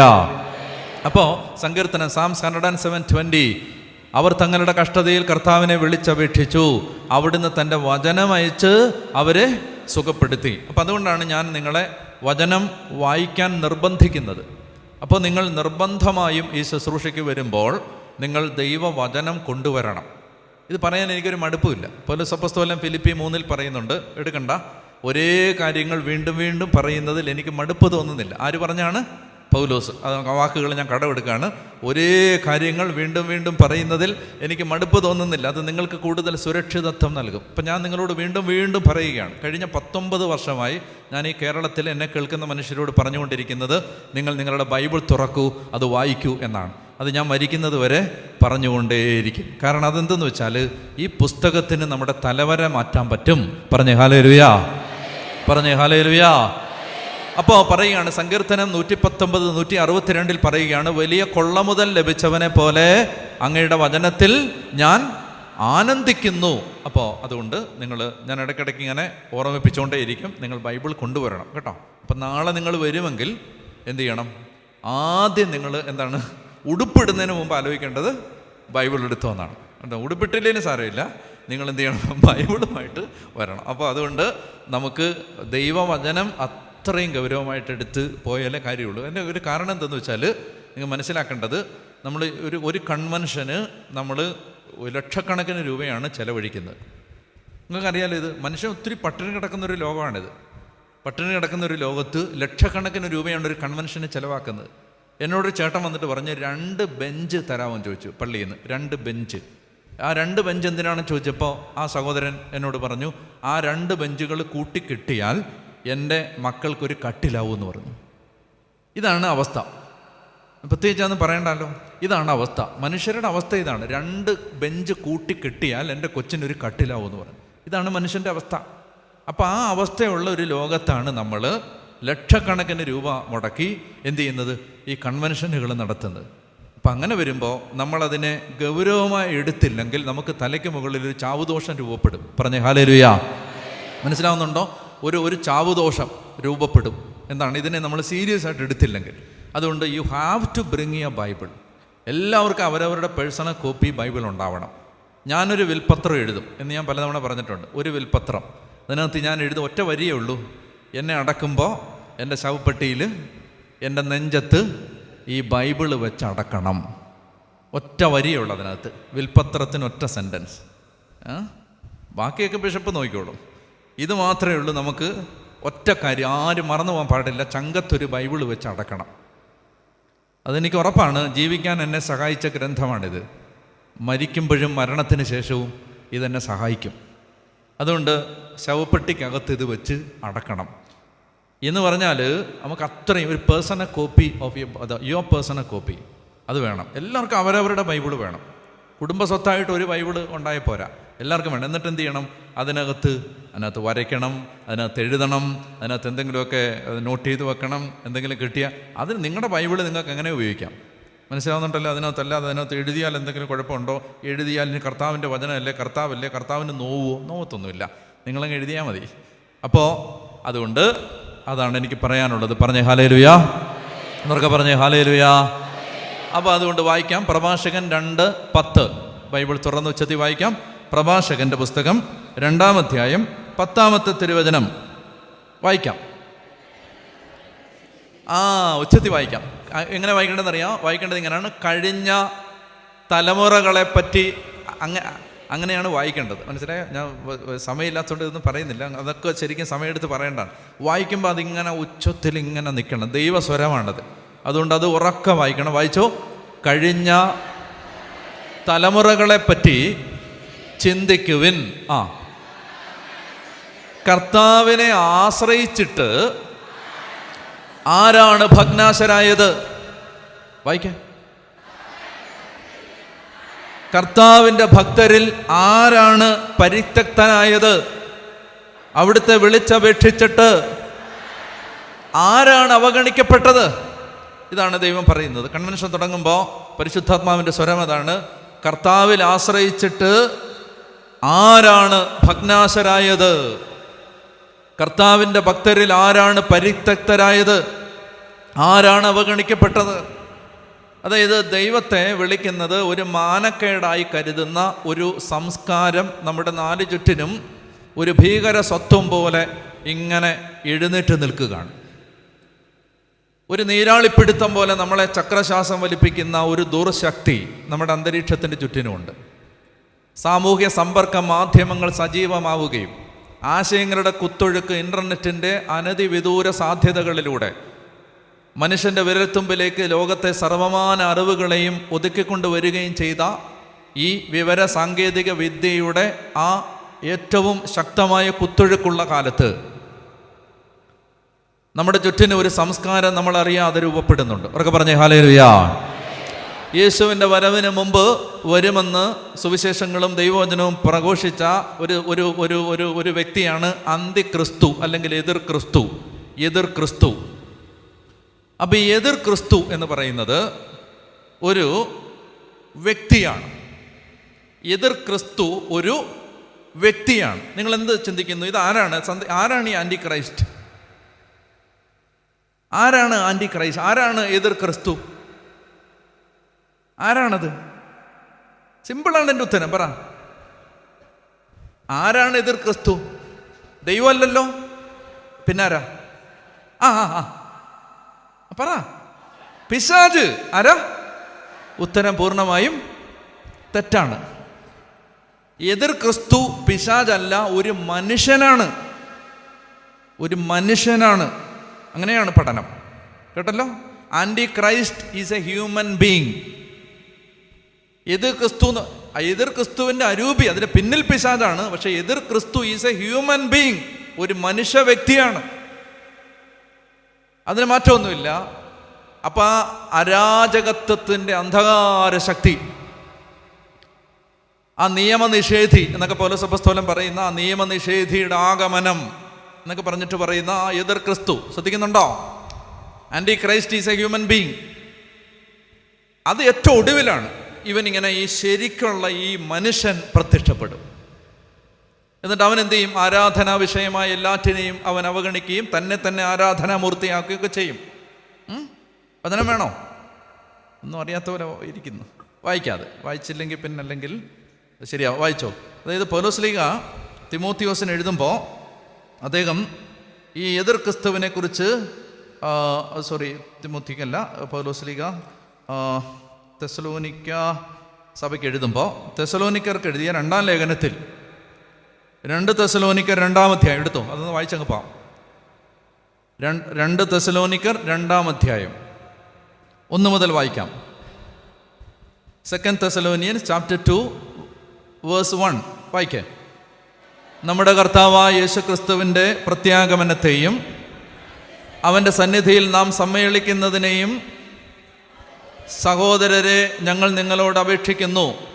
കർത്താവിൻ്റെ ദിവസം വന്നു കഴിഞ്ഞുവെന്ന് സൂചിപ്പിക്കുന്ന പ്രവചനത്താലോ പ്രസംഗത്താലോ ഞങ്ങളുടേതെന്ന് അവകാശപ്പെടുന്ന ലേഖനത്താലോ നിങ്ങൾ പെട്ടെന്ന് ചഞ്ചലചിത്തരും അസ്വസ്ഥരുമാകരുത്. ആരും നിങ്ങളെ ഒരു വിധത്തിലും വഞ്ചിക്കാതിരിക്കട്ടെ. ഉറക്കെ വായിക്കാമോ? എന്തെന്നാൽ ആ ദിവസത്തിന് മുമ്പ് വിശ്വാസത്യാഗം ഉണ്ടാവുകയും നാശത്തിൻ്റെ സന്താനമായ അരാജകത്വത്തിൻ്റെ മനുഷ്യൻ പ്രത്യക്ഷപ്പെടുകയും ചെയ്യും. അരാജകത്വത്തിൻ്റെ പിശാചെന്നല്ലല്ലോ, മനുഷ്യൻ എന്നാണ്. Is a real human being. അരാജകത്വത്തിൻ്റെ മനുഷ്യൻ, ദ മാൻ ഓഫ് അനാർക്കി, അരാജകത്വത്തിൻ്റെ മനുഷ്യൻ പ്രത്യക്ഷപ്പെടേണ്ടിയിരിക്കുന്നു. അപ്പം അതിനു മുമ്പ്, ഈ അരാജകത്വത്തിൻ്റെ മനുഷ്യൻ പ്രത്യക്ഷപ്പെടുന്നതിന് മുമ്പ് എന്തുണ്ടാവും? ഹലോ, വിശ്വാസത്യാഗം. വിശ്വാസത്യാഗം ശ്രദ്ധിക്കാമോ? 2-3 മിനിറ്റ്. വിശ്വാസത്യാഗം എന്ന് പറയുന്നത്, അപ്പോഴും പള്ളിയിൽ കൺവെൻഷൻ ആളുകൾ ഉണ്ടായിരിക്കും, അപ്പോഴും വചനം കേൾക്കാൻ ആളുകൾ ഉണ്ടായിരിക്കും, അപ്പോഴും തീർത്ഥാടന കേന്ദ്രങ്ങളിൽ ആളുകൾ ഉണ്ടായിരിക്കും, അപ്പോഴും ആത്മീയ കേന്ദ്രങ്ങളിൽ ആളുകൾക്ക് കുറവുണ്ടാവില്ല. പക്ഷെ എന്തുണ്ടാവില്ല? വിശ്വാസം ഉണ്ടാവില്ല. അപ്പൊ പിന്നെ ആള് വരുന്നത് എന്തിനാ?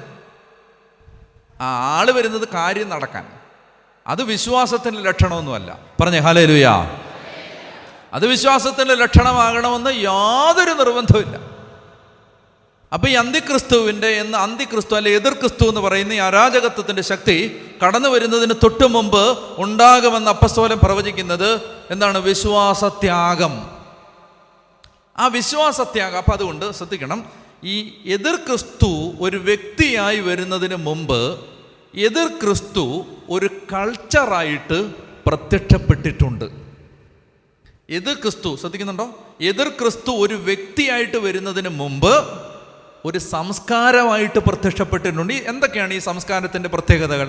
ഈ സംസ്കാരത്തിൻ്റെ ഒന്നാമത്തെ പ്രത്യേകതയാണ്, അതായത് ആരാധനാ വിഷയമായ എല്ലാറ്റിനെയും എതിർക്കും. ആരാധനാ വിഷയം എല്ലാറ്റിനെയും എതിർക്കുമെന്ന് പറഞ്ഞാൽ, നിങ്ങൾക്ക് ദൈവവുമായി ബന്ധപ്പെട്ട കാര്യങ്ങൾ ഒരു നാണക്കേടായിട്ട് മാറും. ബൈബിള് പിടിക്കാൻ നാണക്കേട്, കുരിശ് ധരിക്കാൻ നാണക്കേട്, കുരിശ് വരയ്ക്കാൻ നാണക്കേട്, പള്ളിയുടെ മുമ്പിലേക്ക് വരാൻ നാണക്കേട്, കുർബാനയ്ക്ക് വരാൻ നാണക്കേട്. അതെന്തോ തെറ്റാണ്. ഇപ്പോഴത്തെ ചെറുപ്പക്കാരുടെ ഇടയിൽ ഒരു ഫാഷൻ, നിരീശ്വരവാദിയാണെന്ന് പറയുന്നതാണ് ഒരു ഫാഷൻ. ദൈവത്തെ വിശ്വസിക്കുന്നത് എന്തോ കുറച്ചിൽ പോലെ.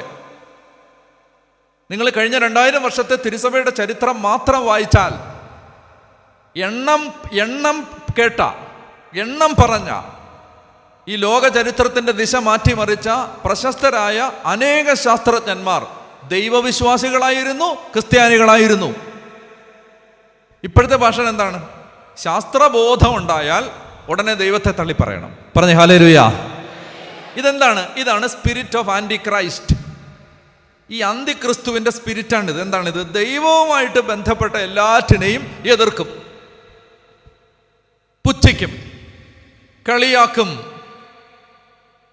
എന്നാൽ അതിനേക്കാൾ ബുദ്ധിയില്ലാത്ത, യുക്തിയില്ലാത്ത, ധാരണകളില്ലാത്ത, അതിനേക്കാൾ വിഡ്ഢിത്വത്തിൻ്റെ ആവരണങ്ങളുള്ള കാര്യങ്ങൾ ചെയ്യുന്നതിന് ഒരു മടിയില്ല. അതിനൊന്നും ഒരു കുഴപ്പമില്ല. ഉറക്കെ പ്രാർത്ഥിക്കുന്നത് നാണക്കേട്, കൈ പൊക്കുന്നത് നാണക്കേട്, മുട്ടുകുത്തുന്നത് നാണക്കേട്, ബൈബിൾ വായിക്കുന്നത് നാണക്കേട്, പരിശുദ്ധ കുർബാനയ്ക്ക് വരുന്നത് നാണക്കേട്, കുമ്പസാരിക്കുന്നത് നാണക്കേട്. Spirit of antichrist. പറഞ്ഞേ ഹല്ലേലൂയ. പറഞ്ഞേ ഹല്ലേലൂയ. അപ്പം അതുകൊണ്ട് വചനം പറയുകയാണ്, പ്രഭാഷകൻ 2:10 പറയുകയാണ്, കഴിഞ്ഞ തലമുറകളെക്കുറിച്ച് ചിന്തിക്കുക. ആരാണ് ദൈവത്തെ അന്വേഷിച്ചിട്ട് ഭഗ്നാശരായത്? ആരാണ് പരിത്യക്തരായത്? ആരാണ് അവഗണിക്കപ്പെട്ടത്? അതുകൊണ്ട് കർത്താവ് കൺവെൻഷനിലൂടെ നമ്മളെ വിളിക്കുകയാണ്, എന്താണെന്നറിയാമോ? ഈ ദൈവവിശ്വാസത്തെ വിലയുള്ളതായിട്ട് കാണണം. അതാണ് എനിക്ക് നിങ്ങളോട് ഇന്ന് സംസാരിക്കാനുള്ളത്. ദൈവവിശ്വാസത്തെ, നമുക്ക് നൽകപ്പെട്ടിരിക്കുന്ന വിശ്വാസത്തെ വിലയുള്ളതായിട്ട് കാണണം. ഇത് നിസാരപ്പെട്ട ഒരു സംഗതിയല്ല. ദൈവം നമുക്ക് തന്ന വിശ്വാസം വിലപ്പെട്ടതാണ്, വിലപ്പെട്ടതാണ്. ഉറക്കെ പറഞ്ഞേ ഹല്ലേലൂയാ, ഉറക്കെ പറഞ്ഞേ ഹല്ലേലൂയാ. അപ്പോൾ അതുകൊണ്ട് നമുക്ക് ദൈവം തന്നിരിക്കുന്ന വിശ്വാസത്തെ എന്ത് ചെയ്യണം? വിലയുള്ളതായിട്ട് കാണണം. വിലയുള്ളതായിട്ട് കാണുക എന്ന് പറഞ്ഞാൽ അത് നമ്മുടെ ഹൃദയത്തിൽ വിശ്വസിക്കുക മാത്രമല്ല, അത് ഏറ്റുപറയുന്നതിന് നല്ല ധൈര്യവും നല്ല അഭിമാനവും നല്ല ഒരു സന്തോഷവും വേണം. നമ്മൾ ദൈവത്തെ വിളിക്കുന്നവരാണ് എന്ന് പറയുന്നതിനകത്ത് ഒരു സന്തോഷം വേണം, ഒരു അഭിമാനം വേണം. ഞാൻ 2017 മാർ ഇവാനിയോസ് കോളേജിൽ നിന്ന് പോരുമ്പോൾ എന്നോട് ആളുകൾ ചോദിക്കുമായിരുന്നു, എന്താ ഈ പോണേ, എന്തെങ്കിലും കുഴപ്പമുണ്ടോ, പ്രശ്നമുണ്ടോ, ഇവിടെ എന്തെങ്കിലും അച്ഛൻ പ്രശ്നം ഉണ്ടാക്കിയിട്ട് അച്ഛനെ പറഞ്ഞു വിടുന്നതാണോ, എന്താ പോണേ? അപ്പോൾ എനിക്ക് അന്ന് എനിക്ക് പറയാൻ മടിയായിരുന്നു. എന്താണ്? ഞാൻ സുവിശേഷം പ്രസംഗിക്കാൻ പോവാണ് എന്ന് അന്ന് എന്നോട് ചോദിക്കുന്നവരോട് പറയാൻ എനിക്ക് മടിയായിരുന്നു. കാരണം ഞാൻ ഈ കോളേജിൽ നിന്ന് പുറത്ത് വന്നിട്ട് ശക്തമായിട്ട് സുവിശേഷം പ്രസംഗിക്കാൻ കുറച്ച് കഴിഞ്ഞിട്ട് പറയാം എന്ന് ഞാൻ ഓർത്തു. ഇപ്പം ഇത് പറയണ്ട. അപ്പോൾ അത് എന്തൊക്കെയോ എൻ്റെ ഒരു ഉള്ളിലെ ഒരു ഇങ്ങനെ പുറകോട്ട് വലിക്കുന്ന പല കാര്യങ്ങൾ കൊണ്ട് ഞാൻ ഒരു നാണക്കേടെന്ന് ഞാൻ പറയുന്നില്ല. എനിക്ക് സുവിശേഷം പ്രസംഗിക്കുന്നു പറയുന്നതിനകത്ത് നാണക്കേടൊന്നുമില്ല, അന്നുമില്ല ഇന്നുമില്ല. ഞാൻ സുവിശേഷം അന്നും കോളേജിൽ പഠിപ്പിക്കുമ്പോഴും പ്രസംഗിക്കാൻ പോകുമായിരുന്നു, അതെല്ലാവർക്കും അറിയാം. പക്ഷെ ഞാൻ സുവിശേഷം പ്രസംഗിക്കാനാണ് ഈ കോളേജിൽ നിന്ന് പോകുന്നതെന്ന് പറയാൻ ഒരു ധൈര്യമൊന്നും എനിക്കില്ല. അങ്ങനെയൊക്കെ പറയാൻ അത്രയൊന്നും നമുക്ക് പറയാനുള്ളതായിട്ടില്ല എന്നുള്ളത് കൊണ്ടാണ് ഞാൻ അങ്ങനെ പറഞ്ഞില്ല. അത് കഴിഞ്ഞ് ഞാൻ അവിടുന്ന് പോയി കഴിഞ്ഞിട്ട് ഒരു മാസം, അത് കഷ്ടിച്ചൊരു 1.5 മാസമായിട്ടുണ്ടാവും. അപ്പോൾ ആ കോളേജിൽ നിന്ന് എൻ്റെ ക്ലാസ്സിലുണ്ടായിരുന്ന കുറച്ച് കുട്ടികൾ എന്നെ വിളിച്ചിട്ട് പറഞ്ഞു, ഫാദർ, ഞങ്ങൾ ഒരു അലുമിനായി മീറ്റിംഗ് നടത്തുന്നുണ്ട്. അതായത് കോളേജിൽ പഠിച്ച പിള്ളേരെല്ലാം ഫാദർ പഠിപ്പിച്ചവരും അന്നുണ്ടായിരുന്നവരും ഒക്കെ കുട്ടികളെല്ലാം വരുന്നുണ്ട്, ഫാദർ വരുമോ എന്ന് ചോദിച്ചു. അപ്പോൾ അവർ പറഞ്ഞ ഡേറ്റ് നോക്കിയപ്പോൾ എനിക്ക് വരാൻ പറ്റുന്ന ഡേറ്റ് അല്ല. അപ്പോൾ ഞാൻ പറഞ്ഞു, അയ്യോ മക്കളെ, ഞാനില്ല, വരണമെന്നുണ്ടായിരുന്നു. പക്ഷേ അപ്പോൾ അവർ എനിക്ക് വേണ്ടി ആദ്യം ഒരു ഡേറ്റ് മാറ്റി, പിന്നെ ഒരു ഡേറ്റ് മാറ്റി, പിന്നെ ഒരു ഡേറ്റ് മാറ്റി. അങ്ങനെ ഞാൻ അവസാനം 4ാമത് അവർ ഫാദർ വരണം അങ്ങനെ പറഞ്ഞിട്ട് ഞാൻ പോയപ്പോൾ ഞാൻ ഒരു കുരിശൊക്കെ ഇട്ട് ലോഗയൊക്കെ ഇട്ട് കുരിശൊക്കെ ഇട്ട് അങ്ങനെ പോയത്. കോളേജിലേക്ക് പിന്നീട് തിരിച്ച് ചെല്ലുകയാണ്. 2017 അവിടുന്ന് പോരുന്നതിന് ശേഷം കൃത്യമായിട്ട് പറഞ്ഞാൽ പിന്നാണ് ഇന്ന് ആ സമയത്താണ് അങ്ങോട്ട് തിരിച്ച് ചെല്ലുന്നത്. ഞാൻ പറയാൻ വന്നത് എന്താണെന്നറിയാമോ? അവിടെ തിരിച്ച് ചെന്ന് കഴിഞ്ഞപ്പോൾ ഞാൻ ആ പഠിപ്പിച്ച കുട്ടികൾ പലരും വന്നിട്ടുണ്ട്. അവർ ഈ സ്വാഗതം പറയുമ്പോഴും നന്ദി പറയുമ്പോഴും പിന്നീട് അവസാനം സംസാരിക്കാൻ വരുമ്പോഴും എല്ലാം ആ കുട്ടികൾ പറഞ്ഞുകൊണ്ടിരുന്നു, ഫാദർ പിന്നെ ഞങ്ങളെ പഠിപ്പിച്ചിട്ടുണ്ട്, സന്തോഷമുണ്ട്. ഇതെല്ലാം പറയുന്ന കൂട്ടത്തിൽ അവർ പറഞ്ഞു, ഞങ്ങൾക്ക് ഒത്തിരി സന്തോഷമുണ്ട്, ഫാദർ സുവിശേഷം പ്രസംഗിക്കുന്ന ഒരാളാണ് എന്നുള്ളതിൽ ഞങ്ങൾക്ക് വലിയ സന്തോഷമുണ്ട്. ഞാൻ സത്യം പറഞ്ഞാൽ എൻ്റെ കണ്ണുനീരടക്കാൻ ഞാൻ പാടുപെട്ടു. അതായത് ഞാൻ പഠിപ്പിച്ച എൻ്റെ കുട്ടികൾ എന്നോട് പറയുകയാണ്, ഫാദർ ഒരു എന്നിട്ട് അവർ എനിക്ക് ഒരു സമ്മാനം തന്നു. എൻ്റെ ഫോട്ടോ ഒക്കെ വെച്ചിട്ട് ഇങ്ങനെ ഒരു സമ്മാനം കോളേജിൽ നിന്ന്. അതിനകത്ത് ഞാനിങ്ങനെ ഈ ഇതൊക്കെ ഇട്ട് ബൈബിളൊക്കെ പിടിച്ച് നിൽക്കുന്നൊരു ഫോട്ടോയാണ് എൻ്റെ കോളേജിലെ കുട്ടികൾ. ആരാണ് ഇത്? ക്രിസ്ത്യാനികളൊന്നും അല്ല, ഇതിൽ കൂടുതലും ക്രിസ്ത്യൻസൊന്നും അല്ല. അപ്പം എനിക്ക് വളരെയധികം ഞാൻ ദൈവത്തിന് ഒത്തിരി നന്ദി പറഞ്ഞത്, കർത്താവേ, ഈ സുവിശേഷം പ്രസംഗിക്കുന്നത് ഒരു വലിയ കാര്യമാണെന്ന് എൻ്റെ പിള്ളേർക്ക് മനസ്സിലായല്ലോ. ഈ സുവിശേഷ പ്രഘോഷണം വലിയൊരു കാര്യമാണെന്ന്. അപ്പോൾ ഈ കുട്ടികൾ ഞാൻ പെട്ടെന്ന് ഓർത്തപ്പോൾ ഞാൻ പറയുകയാണ്, ഈ കാലഘട്ടത്തിൽ ഒരു അരൂപി കിടപ്പുണ്ട്. ഈ അരൂപിയുടെ പ്രശ്നം എന്താണെന്ന് വെച്ചാൽ, ഈ ദൈവവുമായിട്ട് ബന്ധപ്പെട്ട എല്ലാ കാര്യങ്ങളെയും അത് നല്ലതല്ല, അത് കൊള്ളത്തില്ല, അത് പറയാനൊരു മടി, പ്രാർത്ഥിക്കുന്നതാണെന്ന് പറയാനൊരു മടി. ഇപ്പോൾ വചനമൊക്കെ കേട്ട് ധ്യാനമൊക്കെ കൂടി കുട്ടികൾ, ചെറുപ്പക്കാർ നല്ല ശക്തമായ അഭിഷേകത്തോടെ പോയി കഴിയുമ്പോൾ എന്താ സംഭവിക്കണമെന്നറിയാമോ?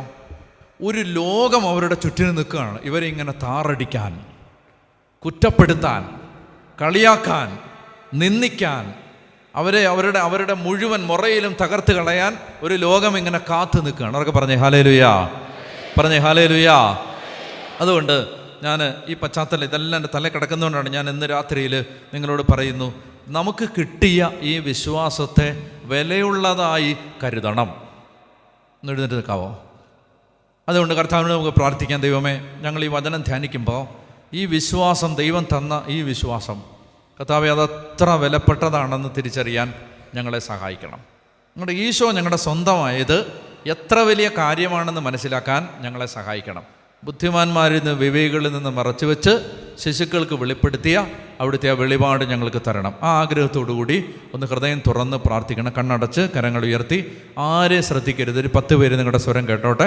ഒന്ന് വിട്ടുകൊടുത്ത് നന്നായിട്ട് സ്തുതിച്ചേ. ഹല്ലേലൂയ, യേശുവേ മഹത്വം, ആരാധന ആരാധന ആരാധന ആരാധന ആരാധന ആരാധന ആരാധന ആരാധന ആരാധന ആരാധന ആരാധന ആരാധന ആരാധന ഒക്കെ പറഞ്ഞേ. ഹല്ലേലൂയ.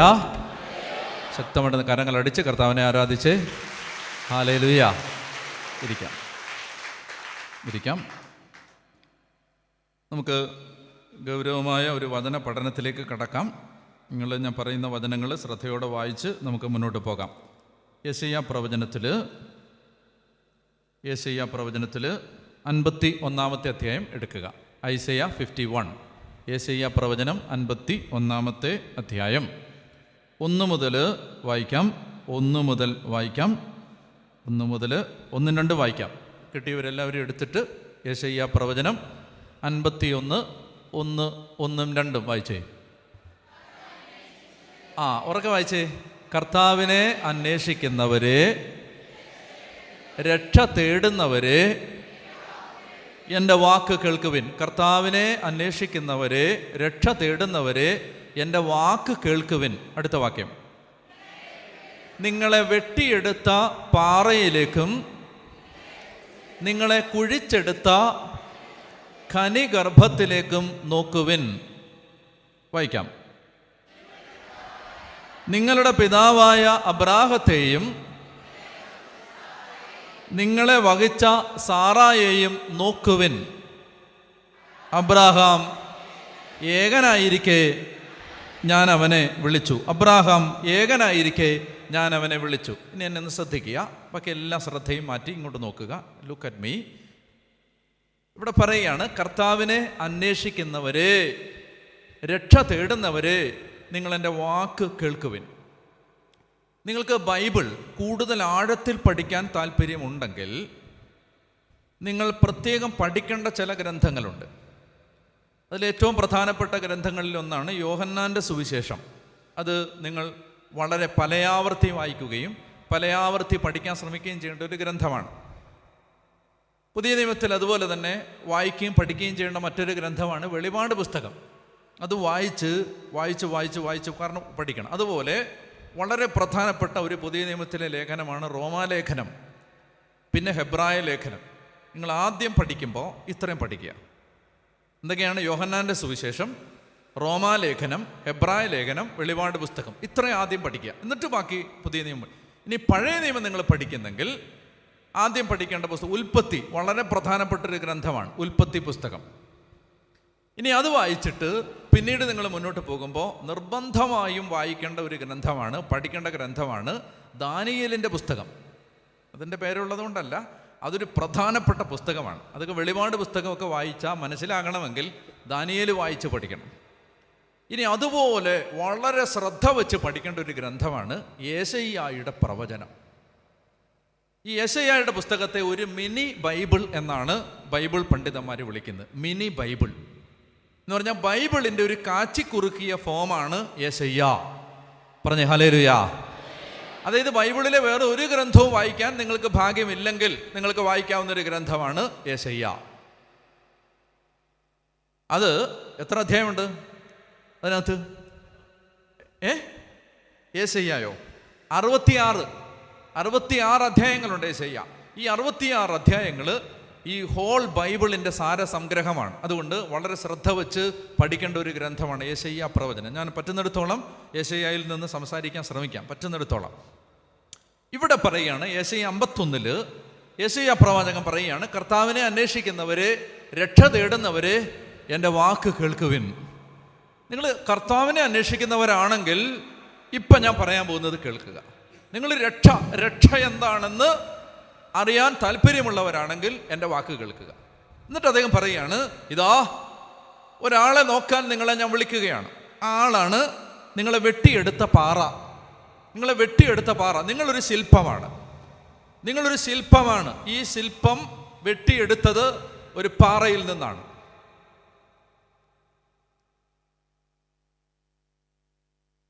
നിങ്ങളെ വെട്ടിയെടുത്തത്, നിങ്ങളെന്ന ഈ മനോഹര ശില്പം വെട്ടിയെടുക്കപ്പെട്ടത് ഒരു പാറയിൽ നിന്നാണ്. ആരാണ് ഈ പാറ?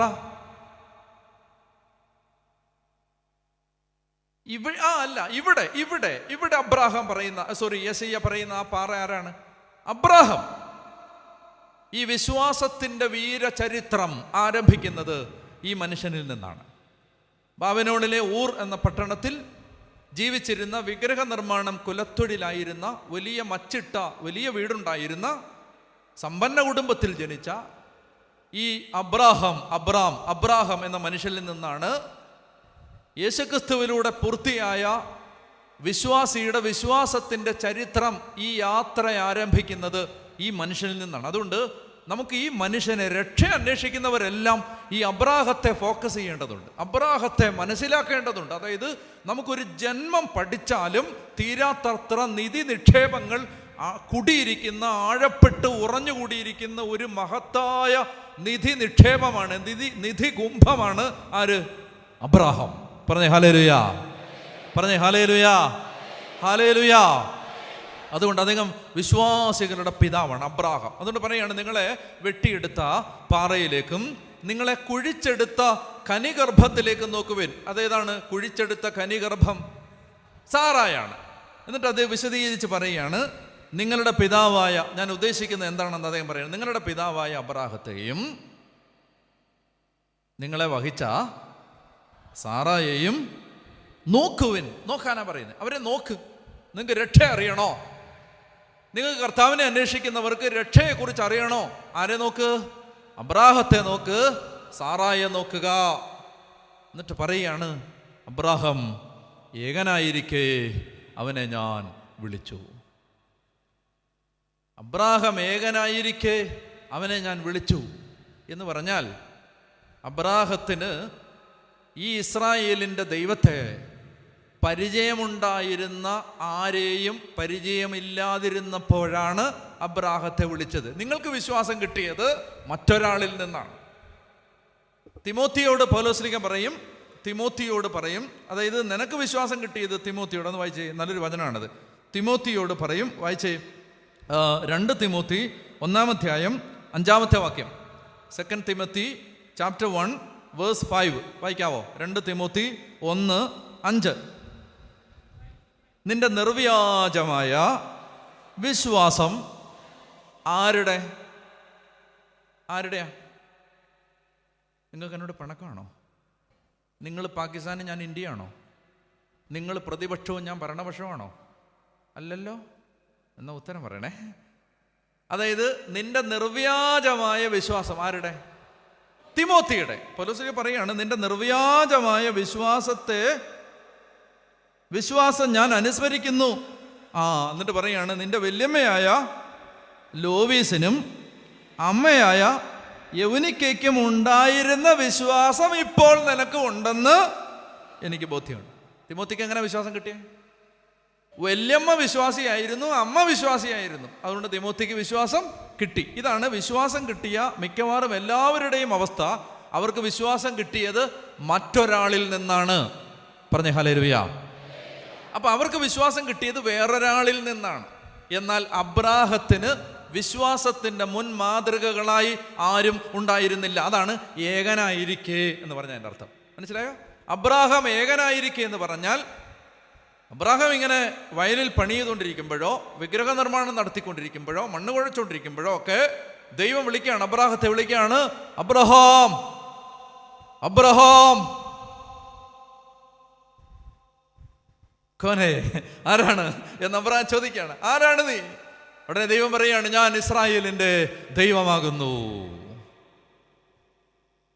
ഇപ്പൊ നിങ്ങളിങ്ങനെ വീട്ടിൽ ഇങ്ങനെ കറി കരിഞ്ഞുകൊണ്ടിരിക്കുന്ന സമയത്ത് ഈശോ വിളിക്കുകയാണ്, സാറാമേ സാറാമേ സാറാ. ആരുടെ അത്? എന്ന് നമ്മൾ ചോദിച്ചപ്പോൾ ഈശോ പറയാണ്, ഞാൻ ഈശോയാകുന്നു എന്ന് പറഞ്ഞാൽ ഈശോ മിശിഹായ്ക്ക് സ്തുതിയായിരിക്കട്ടെ എന്ന് നിങ്ങൾ പറയും. കാരണം നിങ്ങൾക്ക് ആ യേശുവിനെ പരിചയമുണ്ട്, അറിയാം. അബ്രാഹത്തിന് പരിചയമില്ല. അബ്രാഹാം ജോലി ചെയ്തുകൊണ്ടിരിക്കുമ്പോൾ അബ്രാഹത്തെ ദൈവം വിളിക്കുകയാണ്, അബ്രഹാം, അബ്രഹാം. ഉടനെ ആരാ നീ, ആരടാ എന്ന് ചോദിക്കുമ്പോൾ ദൈവം പറയുകയാണ്, ഞാൻ ആകാശത്തിൻ്റെയും ഭൂമിയുടെയും സൃഷ്ടാവായ ദൈവമാകുന്നു. അബ്രാഹത്തിന് ഈ ദൈവത്തെക്കുറിച്ച് മുൻ പരിചയമില്ല. നടാടെ ഫോർ ദ ഫസ്റ്റ് ടൈം, ആദ്യമായിട്ടാണ് ഇങ്ങനെ ഒരാളെ കുറിച്ച് കേൾക്കുന്നത്. അതാണ് ഏകനായിരിക്കെ. പിടികിട്ടിയോ? അബ്രാഹാം ഏകനായിരിക്കെ ഞാൻ അവനെ വിളിച്ചു. അപ്പം അതുകൊണ്ട് നമുക്ക് അങ്ങോട്ട് പോവാം. ഏകനായിരിക്കെ വിളിച്ചു. എന്നാൽ പിന്നെ ഏകനായിരിക്കുമ്പോൾ വിളിച്ച് എങ്ങനെ നോക്കാം? നമുക്ക് ഉൽപ്പത്തി പുസ്തകത്തിൽ എവിടെയാണ് നിങ്ങൾക്കറിയാവോ? എന്നോടൊന്ന് പറഞ്ഞു തരാവോ? അബ്രാഹത്തെ ദൈവം വിളിക്കുന്നത് ഉൽപ്പത്തിയിൽ എത്രാം അധ്യായത്തിലാണ്? ആരാണ് പറഞ്ഞത്? ഒന്ന് കൈയടിച്ചേ. ഉത്തരം പൂർണ്ണമായും തെറ്റാണ്. അതായത് നമ്മൾ അങ്ങനെയാണ് വിചാരിച്ചിരിക്കുന്നത്. പക്ഷെ അതിന് മുമ്പ് അബ്രാഹത്തെ ദൈവം വിളിച്ചിട്ടുണ്ട്. അതായത് ഇവിടെ ഈ അബ്രാഹത്തെ വിളിച്ച് 12-ലല്ല, യഥാർത്ഥത്തിൽ 12-ലല്ല. നമുക്ക് ഒരു വാക്യം വായിക്കാം. 11 എടുത്തേ, 11-ാമത്തെ അധ്യായം. 11-ാമത്തെ അധ്യായം 11-ാം അധ്യായത്തിൽ 31 വായിക്കാം. അല്ലെങ്കിൽ ഇങ്ങനെ വായിച്ചോ, ആദ്യം മുതലേ വായിച്ചോ, എന്നാലേ മനസ്സിലാവൂ. അതായത് ഞാൻ പറയുന്ന വാക്യം മുതൽ വായിക്കുക. 26 മുതൽ 11:26 മുതൽ വായിച്ചേ. 70 വയസ്സെത്തിയതിന് ശേഷം തേരാഹിന്, ആരാണ് തേരാഹ്? അബ്രാഹത്തിന്റെ അപ്പനാണ് തേരാഹ്. ഓക്കെ. അപ്പോൾ തേരാഹിന് അബ്രാം, നാഹോർ, ഹാരാൻ എന്നീ പുത്രന്മാർ ജനിച്ചു. തേരാഹിന്റെ പിന്മുറക്കാർ ഇവരാണ്. തേരാഹിന്റെ പുത്രന്മാരാണ് അബ്രാമും നാഹോറും ഹാരാനും. ഹാരാന്റെ പുത്രനാണ് ലോത്ത്. ലോത്തിന്റെ മകളാണ് പോത്ത്. അബ്രാമിന്റെ ബ്രദറാണ് ഹാരാൻ. ഹാരാന്റെ മകനാണ് ലോത്ത്. ലോത്തിന്റെ മകളാണ്, രണ്ടുണ്ട്. എന്നാ ഒന്നിൻ്റെങ്കിലും പറ.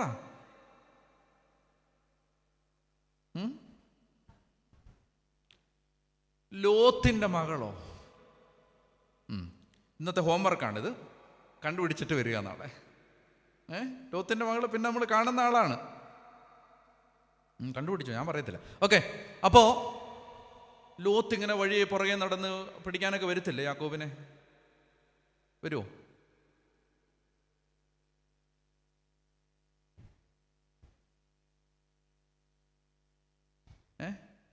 നിങ്ങളുടെ പിള്ളേരുടെ പേരല്ലേ ചോദിച്ചേ? വായിക്കേ. നാഹോറും ഹാരാനും. ഹാരാന്റെ പുത്രനാണ് ലോത്ത്. തൻ്റെ പിതാവായ തേരാഹ് മരിക്കുന്നതിന് മുമ്പ് ഹാരാൻ ജന്മനാടായ കൽദായരുടെ ഊറിൽ വെച്ച്. അപ്പൊ ഇപ്പൊ എത്ര പ്രദേശമുണ്ട്? ഇപ്പൊ ആരൊക്കെയുണ്ട്?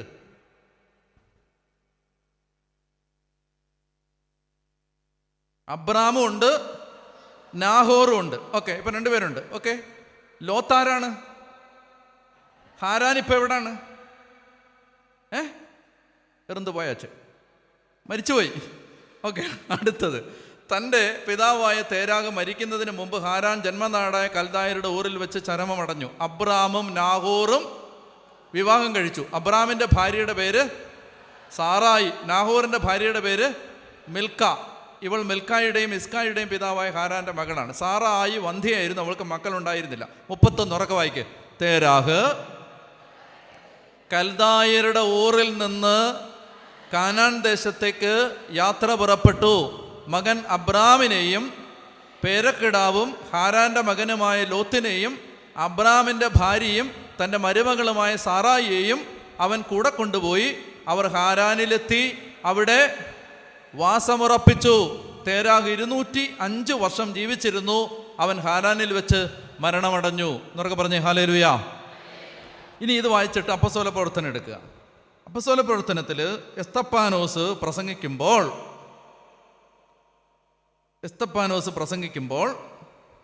7-ാമത്തെ അധ്യായത്തിലാണ്. അപ്പോസ്തല പ്രവർത്തനം 7-ാം അധ്യായത്തിൽ 1 മുതൽ വായിക്കാം. സ്തേഫാനോസിന്റെ പ്രസംഗം, അപ്പോസ്തല പ്രവർത്തനം 7-ാം അധ്യായം 1 മുതൽ വായിക്കാം. പ്രധാന പുരോഹിതൻ ചോദിച്ചു, ഇതെല്ലാം സത്യമാണോ? അവൻ പ്രതിവചിച്ചു, സഹോദരന്മാരെ, പിതാക്കന്മാരെ, കേട്ടുകൊള്ളുവിൻ. നമ്മുടെ പിതാവായ അബ്രാഹാം ഹാരാനിൽ താമസിക്കുന്നതിന് മുമ്പ് മെസപ്പൊട്ടോമിയയിലായിരിക്കുമ്പോൾ മഹത്വത്തിൻ്റെ ദൈവം അവന് പ്രത്യക്ഷനായി. സിസ്റ്റേഴ്സ്, 12-ാം അധ്യായത്തിൽ അബ്രാം എവിടാണ്? നേരത്തെ വായിച്ചതനുസരിച്ച് ഹാരാനിലാണ്. നിങ്ങൾ പറഞ്ഞു 12 വെച്ചാ വിളിച്ചതെന്ന്. 12 വിളിച്ചേ. 12 നിൽക്കുമ്പോൾ അബ്രാഹാം എവിടാണ്? ഹാരാനിലാണ്. ഹാരാനിൽ എത്തുന്നതിന് മുമ്പ് മെസപ്പൊട്ടോം എന്ന് പറഞ്ഞാൽ ഊർ അവിടാണ്. മെസപ്പൊട്ടോമിയയിൽ വെച്ച് ദൈവം അപ്പോൾ 11 വിളിച്ചു. മനസ്സിലാവുന്നുണ്ടോ? അപ്പോൾ അതാണ് വിളിച്ചത്. അപ്പോൾ വിളിച്ചപ്പോൾ അത് വിളിച്ചു എന്ന് ഇവിടെ എഴുതിയിട്ടില്ല. 11 ഉൽപ്പത്തി 11 വിളിച്ചു എന്ന് എഴുതിയിട്ടില്ല, പക്ഷേ വിളിച്ചു. നമുക്കത് പിന്നെ വായിക്കുമ്പോഴേ, ഈ പല ടെക്സ്റ്റുകൾ ഒരുമിച്ച് വായിക്കുമ്പോഴാണ് മനസ്സിലാവുന്നത് ഈ 12 വിളിക്കുന്നത്, 11 വിളിച്ചായിരുന്നു. ഇനി പേരൻസിനോട് ഞാനൊരു ദൂത് പറയാം, ശ്രദ്ധിച്ചു കേട്ടോണം. 11 വിളിച്ചായിരുന്നു. 11 വിളിച്ചപ്പോൾ ആരെയാ വിളിച്ചേ? അബ്രാഹത്തെയാണ് വിളിച്ചത്. അപ്പോൾ 12 വായിക്കുമ്പോൾ നമുക്ക് മനസ്സിലാവും, വിളിച്ചപ്പോൾ പറഞ്ഞത് ദേശത്തെയും പിതൃഭവനത്തെയും ബന്ധുക്കളെയും ഉപേക്ഷിച്ച് ഞാൻ കാണിച്ചു തരുന്ന ദേശത്തേക്ക് പോകാനാണ് പറഞ്ഞത്. അപ്പോൾ ഇത് അബ്രാം നിശ്ചയമായിട്ട് അപ്പനോട് പറഞ്ഞിട്ടുണ്ടാവും. എന്താ? അപ്പാ, ദൈവം എന്നെ വിളിച്ചിട്ട് എന്നോട് ഇവിടുന്ന് പോകാൻ പറഞ്ഞു. അപ്പോൾ അപ്പൻ പറഞ്ഞു, ഞാനൂടെ വരാമെന്ന് പറഞ്ഞു. അന്തസ് കേടല്ലേ കാണിച്ചത്? മര്യാദ കേടല്ലേ കാണിച്ചത്? ആരെയാണ് വിളിച്ചത്? അപ്പൊ പറഞ്ഞു, ഞാനൂടെ വരാന്ന് പറഞ്ഞു. ദൈവം വിളിച്ച വിളിക്ക് ആര് തടസ്സം നിന്നു? അപ്പൻ. അപ്പൊ ദൈവം എന്ത് ചെയ്തു? അപ്പൻ മരിക്കാൻ വെയിറ്റ് ചെയ്തു. ഹാരാനിൽ വെച്ച് 5 കൊല്ലം എടുത്തു. 5 കൊല്ലം ഹാരാനിൽ കൊണ്ടുപോയി. 5 കൊല്ലം കഴിയുമ്പോൾ ആര് മരിച്ചു? തേരഹ മരിച്ചു. മരിച്ചപ്പം അബ്രാഹത്തെ പിന്നെയും വിളിച്ചു. പറഞ്ഞേ ഹല്ലേലൂയാ. ഇനി അബ്രാം വേറൊരു അബദ്ധം കൂടെ കാണിച്ചു. എന്തെന്നറിയാമോ? ലോത്തിനെ കൂടെ കൊണ്ടുപോയി. പാവൻ ലോത്തിന് ആരും ഇല്ലല്ലോ, അപ്പനില്ല, അപ്പം മരിച്ചു പോയതാണ്. ലോത്തിന് ആരും ഇല്ലല്ലോ എന്ന് ഓർത്തിട്ട് ലോത്തിനെ കൂടെ കൊണ്ടുപോയപ്പോൾ എന്ത് സംഭവിച്ചു? ലോത്തും അബ്രാം തമ്മിൽ പിന്നീട് അടിയായി. അവർ തമ്മിൽ 2 സ്ഥലത്ത് താമസിച്ചു. ലോത്തിനെ ആളുകൾ സോദോം ഗൊമോറയിൽ വെച്ച് ആളുകൾ തട്ടിക്കൊണ്ടുപോയി. പിന്നെ അബ്രാം അവരോട് യുദ്ധം ചെയ്യാൻ വേണ്ടി പോയി. പിന്നെ എല്ലാം ആകെ പൊല്ലാപ്പായി. ഒടുവിൽ ലോത്തിൽ നിന്ന് വേർപെട്ടതിന് ശേഷമാണ് അബ്രാഹത്തോട് ദൈവം ഉടമ്പടി സ്ഥാപിക്കുന്നത്. ലോത്തിൽ നിന്ന് വേർപെട്ടതിന് ശേഷം. ഞാൻ മാതാപിതാക്കന്മാരുടെ കാര്യം പറയാം. മക്കൾ ആരെങ്കിലും ദൈവവേലയ്ക്ക് പോകാൻ ഇറങ്ങുമ്പോൾ തടയരുത്. നിങ്ങളെ തട്ടിയിട്ടാണെങ്കിലും ദൈവം കൊണ്ടുപോയിരിക്കും. പറഞ്ഞേ ഹല്ലേലൂയാ. പിള്ളേര് ദൈവവേലയ്ക്ക് ഇറങ്ങുമ്പോൾ തടസ്സം, ബ്ലോക്ക് അടിക്കരുത്. എന്താണ്? പെട്ടെന്നറിയും, ഒരു പനി, ഒരു ശ്വാസം മുട്ടല്. പറഞ്ഞേ ഹല്ലേലൂയാ. അപ്പൊ അതുകൊണ്ട് 11 12 വിളിക്കുന്നത്. 11 വെച്ച് ഓൾറെഡി വിളിച്ചു. അപ്പൊ ഇവരവിടെ പകുതി വഴി എത്തി. ഹാരാനിലെത്തി കഴിഞ്ഞപ്പോ തേരക് പറഞ്ഞു, മക്കളെ, ഇത് നല്ല സ്ഥലമാണ്, ആടിനെ മേയ്ക്കാനൊക്കെ പറ്റിയ സ്ഥലമാണ്, ഇവിടെ നല്ല കൃഷി ചെയ്യാൻ പറ്റിയ സ്ഥലമാണ്, വിഗ്രഹം ഉണ്ടാക്കാൻ പറ്റിയ സ്ഥലമാണ്. അന്ന് പറഞ്ഞ് അവിടെ കച്ചവടമൊക്കെ ബിസിനസ്സൊക്കെ തുടങ്ങി കടയൊക്കെ ഇട്ട് ജീവിച്ചപ്പോൾ തേരക് അധികം താമസിക്കാതെ മരിച്ചു. അത് കഴിയുമ്പോഴാണ് 12 വീണ്ടും, ഇതിപ്പോൾ 2ാമത്തെ വിളിയാണ് 12. വായിക്കാം. 12-ാം അധ്യായം 1 മുതൽ വായിക്കാം. കർത്താവ് വായിച്ചോ. അബ്രാമിനോട് അരുളി ചെയ്തു, നിന്റെ ദേശത്തെയും ബന്ധുക്കളെയും പിതൃഭവനത്തെയും വിട്ട് ഞാൻ കാണിച്ചു തരുന്ന നാട്ടിലേക്ക് പോവുക. ഞാൻ നിന്നെ വലിയൊരു ജനതയാക്കും, നിന്നെ ഞാൻ അനുഗ്രഹിക്കും, നിന്റെ പേര് ഞാൻ മഹത്തമമാക്കും. അങ്ങനെ നീ ഒരു അനുഗ്രഹമായിരിക്കും. നിന്നെ അനുഗ്രഹിക്കുന്നവരെ ഞാൻ അനുഗ്രഹിക്കും, നീ ശപിക്കുന്നവരെ ഞാൻ ശപിക്കും.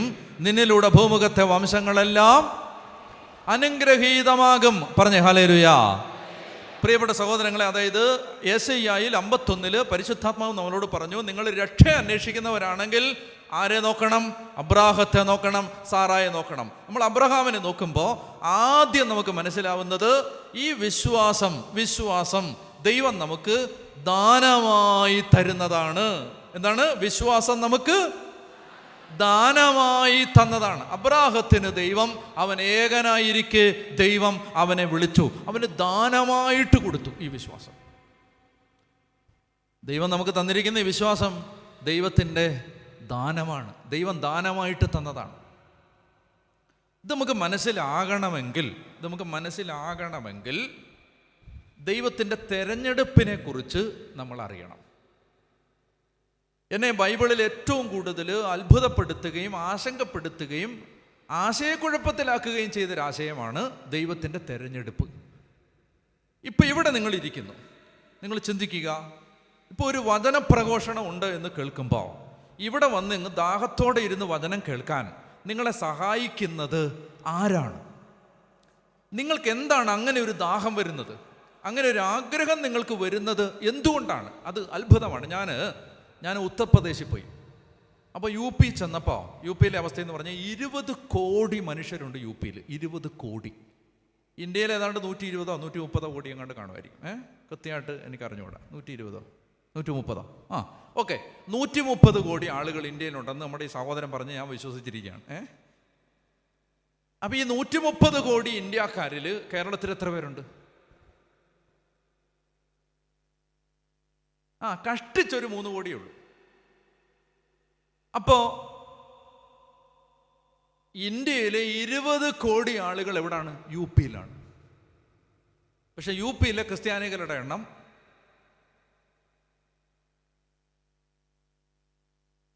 0.18 ആണ് പെർസെൻറ്റേജ്. ഏതാണ്ട് 6 ലക്ഷത്തി സംതിങ്. 20 കോടി ആളുകളിൽ ഇനി വേറൊരു കാര്യമുണ്ട് അവിടെ. അതുകൊണ്ട് തന്നെ എന്താണ്, അവിടെ നല്ല നിയന്ത്രണമുണ്ട്, നല്ല പ്രയാസമുണ്ട്, സുവിശേഷം പ്രസംഗിക്കുന്നതിന് പ്രയാസമുണ്ട് അവിടെ. അതുകൊണ്ട് തന്നെ കാര്യമായ സുവിശേഷ പ്രഘോഷണമൊന്നുമില്ല. ഞാൻ ഇങ്ങനെ ചില രേഖകൾ പരിശോധിക്കുമ്പോൾ 1970 ഒരു സ്ഥലത്ത് 5000 ക്രിസ്ത്യാനികൾ, 2023 7000 ക്രിസ്ത്യാനികൾ, 2000 പേരാണ് കൂടിയിട്ടുള്ളത്. അത് ഇവരുടെ പിള്ളേരുമൊക്കെ ആയിരിക്കും ചിലപ്പോൾ. അപ്പോൾ ഇങ്ങനൊരു സ്ഥലത്ത് ഞാൻ ഒരു കാര്യം പറയാൻ പോവാണ്, ശ്രദ്ധിച്ച് കേട്ടോണം. ഇങ്ങനൊരു സ്ഥലത്ത് സുവിശേഷ പ്രഘോഷണം അവിടെ ആരംഭിച്ചിട്ട് തന്നെ കഷ്ടിച്ചൊരു 40 50 60 കൊല്ലമായിട്ടുള്ളൂ കഷ്ടിച്ച്. എന്നാൽ കാര്യമായ ഒരു സുവിശേഷ വേല നടക്കാത്ത സ്ഥലമാണ്. കുറച്ച് അവിടെ ഇവിടെയൊക്കെ ചില പോക്കറ്റുകൾ ഉണ്ടെന്നേ ഉള്ളൂ. ശ്രദ്ധിച്ച് കേട്ടോണം. ഇപ്പം ഞാൻ അവിടെ ചെന്നപ്പോൾ അവിടെ ഒരച്ഛൻ എൻ്റെ അടുത്ത് പറഞ്ഞു, അച്ഛാ, ഞാൻ അച്ഛന്മാരെ ധ്യാനിപ്പിക്കാൻ പോയതാണ്. അപ്പോൾ എന്നോട് പറഞ്ഞു, അച്ഛാ, അച്ഛനെ ഈ ഞായറാഴ്ചയല്ലേ, ഞായറാഴ്ചയാകുമ്പം കുറച്ച് പേര് വരും. അച്ഛൻ നേരത്തെ ഇവിടെ വെച്ച് വിളിച്ചു. അച്ഛൻ ഞായറാഴ്ച വൈകിട്ടല്ലേ ധ്യാനം തുടങ്ങത്തുള്ളൂ. അപ്പം ഞായറാഴ്ച രാവിലെ കുറച്ച് ആളുകൾ വരും. ഇവിടെയൊക്കെയുള്ള മാമോദിസ മുങ്ങിയവരൊന്നുമല്ല, കുറച്ച് പേര് ഇങ്ങനെ പ്രാർത്ഥിക്കാൻ വരും ഇവിടെ. അപ്പം അച്ഛൻ അവരോടൊന്ന് സംസാരിക്കാമോ? ഞാൻ പറഞ്ഞു, എനിക്ക് ഹിന്ദി എന്ന് പറഞ്ഞുകൂടാ. അപ്പോൾ പറഞ്ഞു, അച്ഛൻ മലയാളം പറഞ്ഞാൽ മതി, ഞാൻ അവരോട് ഹിന്ദി പറഞ്ഞു കൊടുത്തോളാം. അപ്പം ഞാൻ പ്രതീക്ഷിച്ചത് ഒരു 10-15 പേര് വരുമായിരിക്കും. കാരണം എന്താണ്, യു പിയിലെ അവസ്ഥ ഇതാണ്. എന്ത് അവിടെ ഇല്ല, കാര്യമായിട്ടൊന്നും ഇല്ല, പാടാണ്. ഞങ്ങൾ രാവിലെ അങ്ങോട്ട് ചെല്ലുമ്പോൾ ആ പള്ളിക്കകത്ത് നിറയെ ആളുകൾ. നിറയെന്ന് പറഞ്ഞാൽ കേട്ടോണ്ട്, ഇത് ഏതാണ്ട് ഇത്രയുണ്ട് അല്ലേ പള്ളി, കുറച്ചുകൂടെ ചെറുതായിരിക്കും. ഇതിനകത്ത് നിറച്ചു ആളുകൾ. ഇപ്പം ഞാൻ അവിടുത്തെ അച്ഛനോട് ചോദിച്ചു, ഇവർ ക്രിസ്ത്യാനികളാണോ? അല്ല. അച്ഛൻ എന്നോട് പറഞ്ഞു, അച്ഛാ 60 കിലോമീറ്ററൊക്കെ യാത്ര ചെയ്തിട്ടാണ് ഈ വന്നിരിക്കുന്നത്. എൻ്റെ ചോദ്യം, ഞാൻ വരുമെന്ന് അറിഞ്ഞ് വന്നതല്ല, എന്നെ അവർക്ക് അറിഞ്ഞുകൂടാ. ഈ ഞായറാഴ്ച ദിവസം ഒരു പ്രാർത്ഥനയുണ്ടെന്നറിഞ്ഞ് മാമോദീസ മുങ്ങാത്തവർ വളരെ സുവിശേഷ വേലയ്ക്ക് എതിർപ്പുള്ളൊരു സംസ്ഥാനത്തിൽ ഇത്രയും പേര് വന്നെങ്കിൽ എൻ്റെ ചോദ്യം, ഇവരെ ഈ തെരഞ്ഞെടുത്ത് കൊണ്ടുവരുന്നത് ആരാ? ഇതാരാ? പറഞ്ഞേ ഹല്ലേലൂയ. എനിക്ക് കുറേ നാളുകളായിട്ട്, ഇപ്പോഴല്ല കുറച്ചു കാലം മുമ്പാണ്, കുറേ നാളുകളായിട്ട് മൗണ്ട് കാർമലിൻ്റെ മെയിലിൽ ഒരു പെൺകുട്ടി മെയിൽ അയക്കും. പേര് ഞാൻ പറയുന്നില്ല. ഒരു പെൺകുട്ടി മെയിൽ അയക്കും. പേരുണ്ട്, ഒരു ഹൈന്ദവ പേരാണ്. എന്നോടിങ്ങനെ പറഞ്ഞുകൊണ്ടിരിക്കുന്നു, അച്ഛാ, ഞാൻ ഈശോയെ രക്ഷകനും നാഥനും ദൈവവും കർത്താവുമായി വിശ്വസിക്കുന്നു, ഞാൻ യേശുവിനെ ആരാധിക്കുന്നു. എനിക്ക് മാമോദീസ സ്വീകരിക്കാൻ പറ്റുന്ന സാഹചര്യമല്ല എൻ്റെ മുമ്പിലുള്ളത്. വീട്ടിലെല്ലാം ബുദ്ധിമുട്ടാണ്, അതുകൊണ്ട് ഞാൻ മാമോദീസ സ്വീകരിക്കാൻ പറ്റില്ല. പക്ഷെ ഞാൻ യേശുവിനെയാണ് ആരാധിക്കുന്നത്. അച്ഛൻ പ്രാർത്ഥിക്കണം, അച്ഛാ എനിക്ക് ഒരു ക്രിസ്ത്യാനിയെ കല്യാണം കഴിക്കണം. കേട്ടോണേ, ഞാനൊന്നും അതിനോട് പറഞ്ഞില്ല. കാരണം ക്രിസ്ത്യാനിയുടെ സ്വഭാവം എനിക്കറിയാം. ഇവിടെ ഈ മറ്റൊരു മതത്തിൽപ്പെട്ട ഒരാൾ യേശുവിനെ ആരാധിക്കുന്ന ഒരാളെ അല്ലെങ്കിൽ മാമോദീസ സ്വീകരിച്ച ഒരാളെ കല്യാണം കഴിക്കുന്ന പോട്ടെ, മറ്റൊരു റീത്തിൽപ്പെട്ട ആളെ കല്യാണം കഴിക്കാൻ പറ്റാത്ത ജാതീയ ബോധമുള്ള ആളുകളാണ് നമ്മൾ. അപ്പം അതുകൊണ്ട് ഞാൻ അതിനോടൊന്നും പറഞ്ഞില്ല. പ്രാർത്ഥിക്കാൻ മോളെ എന്നൊക്കെ പറഞ്ഞ് ഇങ്ങനെ മറുപടി അയക്കും. പിന്നെ 2 വചനമൊക്കെ അയച്ചു കൊടുക്കും. ഇങ്ങനെ കണ്ടിന്യൂസ് ആയിട്ട് വന്നുകൊണ്ടിരിക്കുകയാണ്. വളരെ ശ്രദ്ധിച്ച് കേൾക്കണം. ഉദാഹരണം തെറ്റിദ്ധരിക്കപ്പെടാൻ സാധ്യതയുണ്ട്. വളരെ ശ്രദ്ധിച്ച് കേൾക്കണം.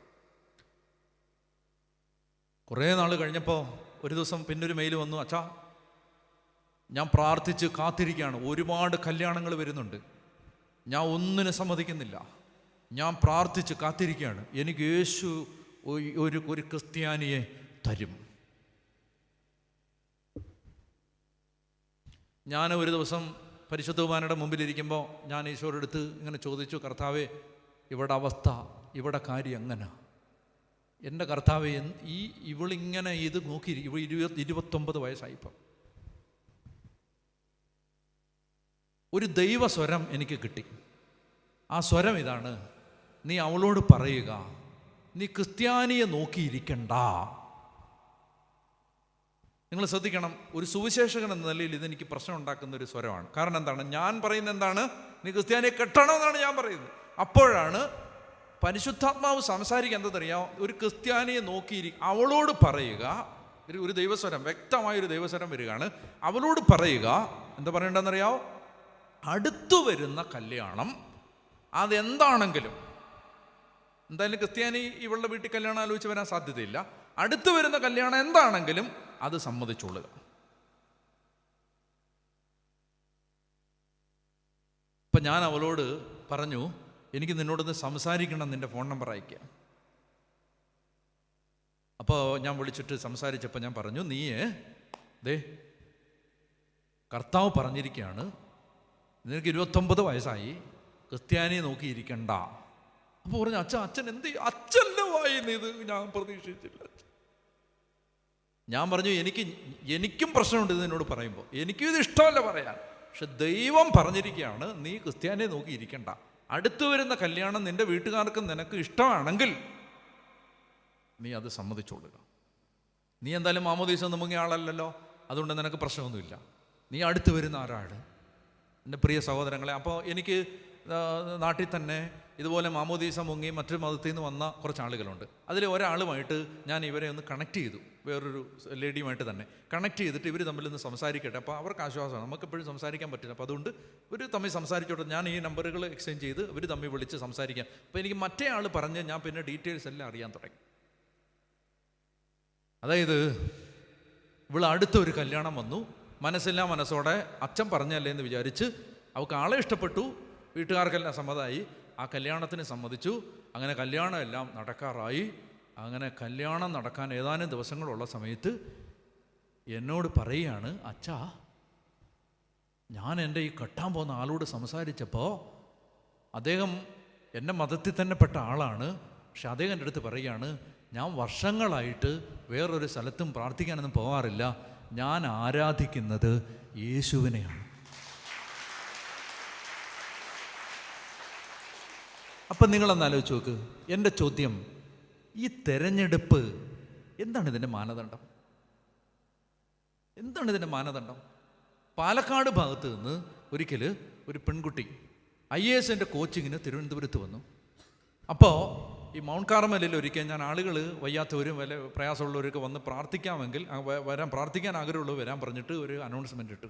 അപ്പോൾ കുറേ ആളുകൾ വന്ന കൂട്ടത്തിൽ ആരോ പറഞ്ഞു കേട്ട് ഈ കുട്ടിയും വന്നപ്പോൾ എന്നോട് പറഞ്ഞു, അച്ഛാ, എനിക്ക് കുറച്ച് പ്രാർത്ഥന വേണം, ഒരു ബ്ലെസ്സിങ് വേണം, ഒരു കാര്യം പറയാം, എനിക്ക് ഒരു വലിയ സന്തോഷം, എനിക്ക് സഹിക്കാൻ പറ്റാത്തൊരു കാര്യം പറയാനും കൂടിയാണ് ഞാൻ വന്നതെന്ന് പറഞ്ഞിട്ട് അവൾ പറയുകയാണ്, എറണാകുളത്ത് വെച്ച് ഒരു പഠന സംബന്ധമായിട്ട് എറണാകുളത്ത് താമസിക്കുന്ന സമയത്ത് ഒരു പള്ളിയിൽ ചെന്നപ്പോൾ പള്ളിയിലെ കുർബാനയ്ക്കിടയിൽ, ഇപ്പോൾ ഇതുപോലൊരു തീർത്ഥാടന കേന്ദ്രമാണ്, ആ തീർത്ഥാടന കേന്ദ്രത്തിൽ പരിശുദ്ധ കുർബാനയ്ക്കിടയിൽ അച്ഛൻ ബൈബിളിൽ നിന്നൊരു സംഭവം വിവരിച്ചു. അച്ഛൻ ബൈബിളിൽ എന്ന് പറഞ്ഞപ്പോൾ ഈ ബൈബിളിലെ സംഭവം അവൾക്ക് ഇഷ്ടപ്പെട്ടു. അപ്പോൾ കുർബാന കഴിഞ്ഞ ഉടനെ അവൾ നേരെ അച്ഛൻ്റെ അടുത്ത് എന്നിട്ട് അച്ഛനോട് പറഞ്ഞു, അച്ഛാ എനിക്ക് ബൈബിള് കേട്ടപ്പോൾ ഭയങ്കര ഒരു ഇഷ്ടം തോന്നി, എനിക്കൊരു ബൈബിൾ തരാമോ? അപ്പോൾ അച്ഛൻ അവർക്കൊരു ബൈബിൾ കൊടുത്തു. അന്ന് മുതൽ അവൾ ബൈബിൾ വായിക്കാൻ തുടങ്ങി. പാലക്കാട് ഭാഗത്ത് നിന്ന് വരുന്ന വളരെ കൺസർവേറ്റീവായ ഒരു ഹിന്ദു ഫാമിലിയിലെ പെൺകുട്ടിയാണ്. അവൾ ബൈബിൾ വായിക്കാൻ തുടങ്ങി. ബൈബിൾ വായിച്ച് ഈശോയോട് ഭയങ്കര സ്നേഹമായി. അപ്പോൾ അവൾ ഈശോയോട് പ്രാർത്ഥിക്കാൻ തുടങ്ങി, കർത്താവേ, എനിക്ക് ഒരു ഈശോയെ അറിയുന്ന ഒരാളെ കല്യാണം കഴിക്കണം. ഭയങ്കര കൺസർവേറ്റീവായ ഒരു ഫാമിലിയിൽ നിന്നാണ്. അവർക്ക് ചിന്തിക്കാൻ പോലും പറ്റില്ല, അവർക്കിത് ചിന്തിക്കാൻ പോലും പറ്റില്ല.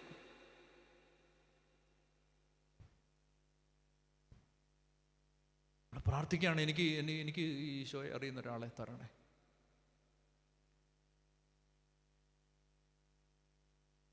അങ്ങനെ ഇരിക്കുന്ന സമയത്ത് കല്യാണാലോചന വന്നു. എല്ലാ ക്രിസ്ത്യാനികളൊന്നും വരില്ല, അല്ലെങ്കിൽ ഒരു വീട്ടുകാർ ചിന്തിക്കത്ത് പോലുമില്ല. അങ്ങനെ വീട്ടുകാരുടെ എല്ലാം നിർബന്ധത്തിന് വഴങ്ങി അവളൊരു ക്രിസ്ത്യാനി അല്ലാത്ത അവളുടെ തന്നെ മതത്തിൽപ്പെട്ട ഒരാളെ കല്യാണം കഴിച്ചു. അമേരിക്കയിലാണ് അയാൾ. അമേരിക്കയിലേക്ക് പോയി. അവിടെ ചെന്ന് കഴിഞ്ഞപ്പോൾ ആ വീട്ടിലെ അമ്മായിയമ്മ വീടിനകത്തേക്ക് അവളെ വിളിച്ചുകൊണ്ട് പോയിട്ട് അവളോട് പറഞ്ഞു, നമുക്ക് പൂജാമുറിയിലോട്ട് പോയി പ്രാർത്ഥിച്ചിട്ട് നമുക്ക് നീ ഇവിടുത്തെ ജീവിതം തുടങ്ങാം എന്ന് പറഞ്ഞ് ആ പ്രെയർ റൂമിലേക്ക് ചെല്ലുമ്പോൾ ആ പ്രെയർ റൂമിൽ ഈശോയുടെ തിരുഹൃദയത്തിൻ്റെ ഒരു ഫോട്ടോ. നിങ്ങളിത് കേട്ടോണേ, ഇത് എന്നെ വല്ലാതെ അത്ഭുതപ്പെടുത്തുന്ന സംഭവങ്ങളാണ് എന്നറിയാം. അപ്പോൾ അവൾ ചോദിച്ചു, നിങ്ങൾ ക്രിസ്ത്യാനികളാണോ ചോദിച്ചു. കല്യാണമെല്ലാം നടന്നത് അങ്ങനല്ല. അപ്പോൾ പറഞ്ഞു, ഇവിടെ ഇതൊക്കെ നാട്ടിലൊക്കെ വരുമ്പോഴേ ഉള്ളൂ ഞങ്ങൾക്ക് മതം. ഇവിടെ അതായത് നിൻ്റെ ഹസ്ബൻഡ്, നിന്നെ കെട്ടിയവനും എൻ്റെ ഭർത്താവും ആരും അങ്ങനെ മതവിശ്വാസമൊന്നുമില്ല. ഇവിടെ ആകെ കൂടി ദൈവവിശ്വാസം ഉള്ളതും പ്രാർത്ഥനയുള്ളതും എനിക്കേ ഉള്ളൂ. ഞാൻ വിശ്വസിക്കുന്നത് യേശുവിലാണ്. നിങ്ങളൊന്ന് ആലോചിച്ച് നോക്കണം. എന്നിട്ട് ഇത് കേട്ടോണ്ട് ഇവളെന്ത് ചെയ്യുന്നറിയാം. അപ്പോൾ അന്ന് മുതൽ അവൾക്ക് സ്വാതന്ത്ര്യമായി. ഇനി പള്ളിയിൽ പോകാമല്ലോ, കുർബാനയ്ക്ക് പോകാം. അപ്പോൾ അന്ന് മുതൽ അവിടെ ഒരു കാത്തലിക് ചർച്ചിൽ കുർബാനയ്ക്ക് പോകാൻ തുടങ്ങി. ഞായറാഴ്ച എല്ലാം ഇവള് പോകുമ്പോൾ അങ്ങനെ കുറേ നാൾ മുന്നോട്ട് പോയപ്പോഴാണ് ഒരു ദിവസം ഇവള് കൺസീവ് ആവുന്നില്ല. അങ്ങനെ പരിശോധിച്ച് കഴിഞ്ഞപ്പോഴാണ് ഡോക്ടേഴ്സ് പറയുകയാണ്, നിനക്ക് ഒരിക്കലും ഒരു കുഞ്ഞിനെ ഗർഭം ധരിക്കാനുള്ള ആരോഗ്യം നിന്റെ ഗർഭപാത്രത്തിനില്ല, നിനക്കൊരു കുഞ്ഞുണ്ടാവത്തില്ല. അപ്പോൾ അമേരിക്കയിലെ പല വിദഗ്ധരായ ഡോക്ടർമാരോട് കൺസൾട്ട് ചെയ്തു. ഒരു വളരെ ഇമ്മൻസ്ലി റിച്ചായ ഒരു ഫാമിലിയിലെ പെൺകുട്ടിയാണിത്. അപ്പോൾ അവരെ കൊണ്ട് പ്രാപ്യമായ എല്ലാ വിദഗ്ധമായ ചികിത്സകളും നടത്തിയിട്ടും അവസാനം അവരൊരു കൺക്ലൂഷനിലെത്തി, ഒരു കുഞ്ഞുണ്ടാവില്ല, കുഞ്ഞിനെ ഗർഭം ധരിക്കാൻ നിന്റെ ഗർഭപാത്രത്തിന് ശേഷിയില്ല. അപ്പോൾ ഇവള് പള്ളിയിൽ ചെന്നിട്ട്, ഇംഗ്ലീഷ് പള്ളിയിൽ ചെന്നിട്ട് വികാരിച്ചൻ്റെ അടുത്ത് ചെന്നിട്ട് ഇവള് പറഞ്ഞു, അച്ഛാ, ഞാൻ കൺസീവ് ആവുന്നില്ല, നടക്കത്തില്ലെന്നാണ് എല്ലാവരും പറയുന്നത്, അച്ഛൻ ഒന്ന് പ്രാർത്ഥിക്കാൻ പറഞ്ഞു. അവിടുത്തെയൊക്കെ പള്ളികളിൽ അങ്ങനെയൊന്നും ചെന്ന് ആരും ചോദിക്കത്തൊന്നുമില്ല. മനസ്സിലായി, നമ്മുടെ നാട്ടിലെ ആളുകൾ അച്ഛൻ പ്രാർത്ഥിക്കാൻ അങ്ങനെ ചോദിക്കത്തൊന്നുമില്ല അവരങ്ങനെ.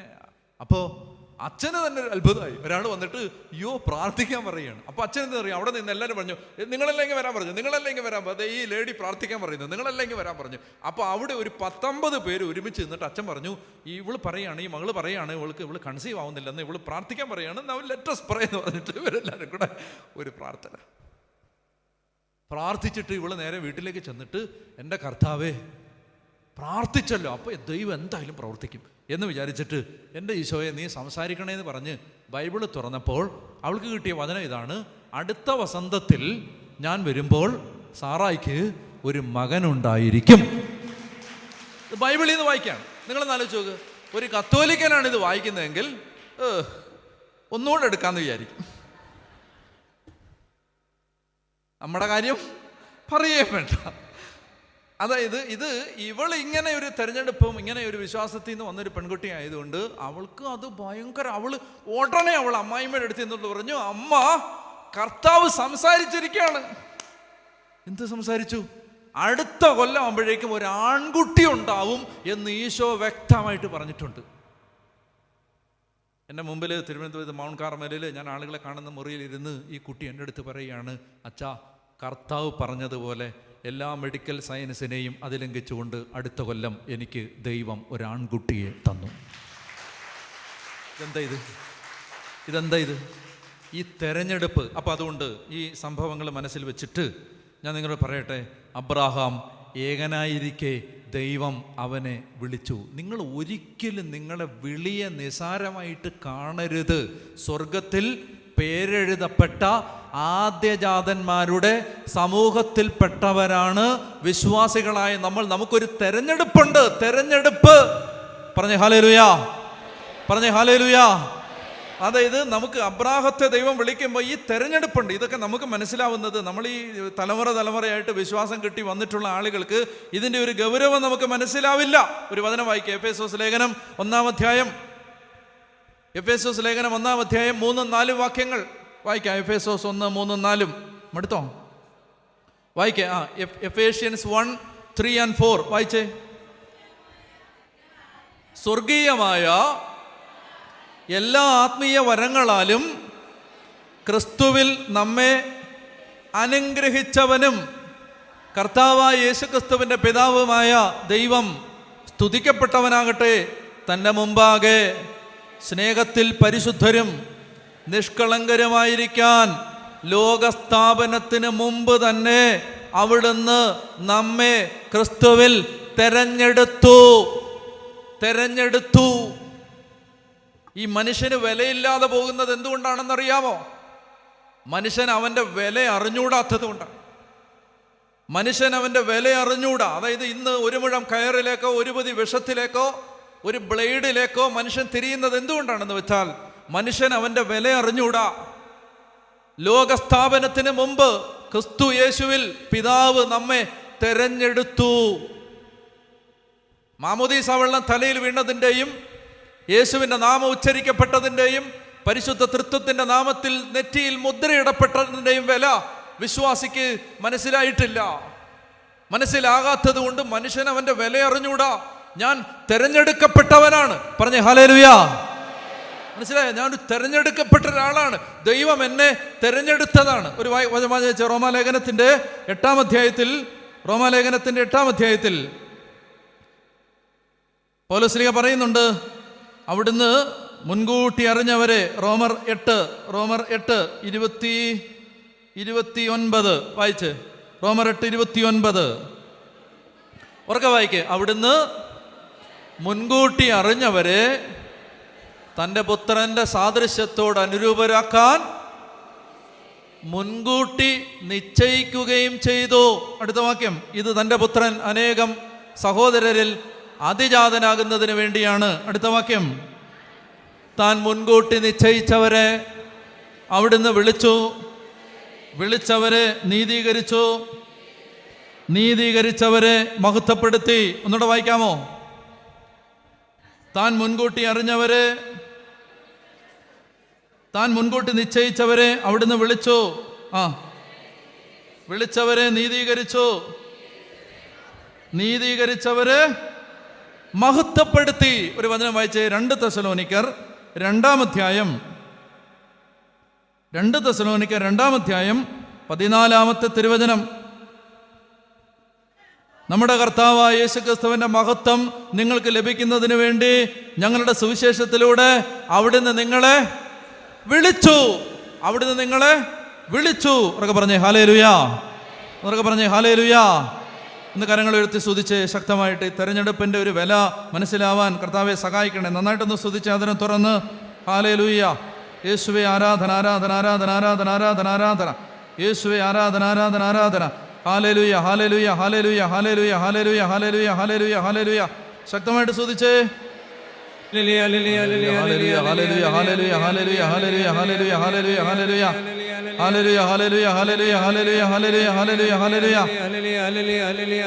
ആമേൻ. ഹല്ലേലൂയ. അപ്പോ അതുകൊണ്ടാണ് ഈശോ പറഞ്ഞത്, നിങ്ങൾ എന്നെ തിരഞ്ഞെടുക്കുകയല്ല.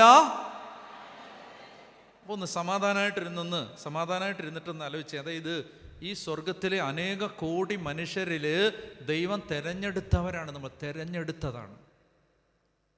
പുത്രൻ്റെ ചോര തന്ന് ദൈവം വീണ്ടെടുത്തതാണ്. ദൈവത്തിൻ്റെ തെരഞ്ഞെടുപ്പ് നമ്മുടെ തലയിലുണ്ട്. അബ്രാഹാം ഏകനായിരിക്കെ ദൈവം അവനെ വിളിച്ചു. ഇനി എന്നെ ശ്രദ്ധിക്കുക, അങ്ങനെ ദൈവം തിരഞ്ഞെടുത്തതാണെങ്കിൽ, ദൈവത്തിന് നമ്മളെ അറിയാമെങ്കിൽ, ദൈവം നമ്മളെ സവിശേഷമായിട്ട് ശ്രദ്ധിച്ചതാണെങ്കിൽ, ദൈവം ഒരു ക്രിസ്തീയ കുടുംബത്തിൽ ജനിച്ച് മാമോദീസ സ്വീകരിച്ച് യേശുവിൻ്റെ ശരീരരക്തങ്ങൾ സ്വീകരിച്ച് മഹത്വമുള്ളവരായിട്ട് ജീവിക്കാൻ നമ്മളെ തിരഞ്ഞെടുത്തെങ്കിൽ, കർത്താവ് തിരഞ്ഞെടുത്ത നമ്മളുടെ ജീവിതത്തിലെ എല്ലാ കാര്യങ്ങളുടെ മേലുമുള്ള നിയന്ത്രണം യേശുവിൻ്റേതാണ്. തിരഞ്ഞെടുത്ത നമ്മുടെ ജീവിതത്തിലെ സകല കാര്യങ്ങളിലുമുള്ള നിയന്ത്രണം യേശുവിൻ്റേതാണ്. ഒരു കാര്യം നിങ്ങൾ മനസ്സിലാക്കിയിരിക്കുക. അതുകൊണ്ട് അതായത് ജീവിതത്തിൽ ദൈവത്തിന് കൃത്യമായ ഒരു പദ്ധതിയുണ്ട്, കൃത്യമായ പദ്ധതി. ദൈവം തിരഞ്ഞെടുത്തതാണ്.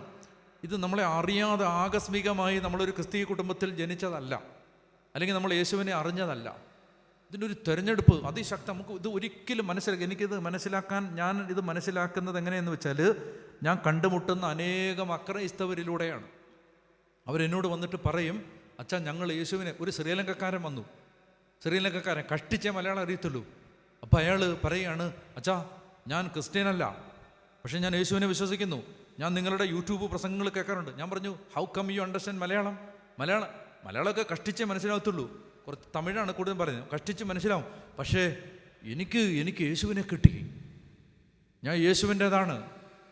ഈ ലോകത്തുള്ള അതാണ് ഞാൻ യു-പിയിലെ ഉദാഹരണം ഞാൻ പറഞ്ഞു. ഈ ലോകത്തുള്ള അനേക കോടി മക്കളെ നമ്മൾ കാണുന്നില്ലെന്നേ ഉള്ളൂ, ദൈവം തിരഞ്ഞെടുത്തിട്ടുണ്ട്. ആ തിരഞ്ഞെടുത്ത ജനതയുടെ ഭാഗമാണ് നമ്മൾ. ഭാഗം എന്നൊക്കെ പറഞ്ഞേ ഹല്ലേലൂയാ, ഹല്ലേലൂയാ.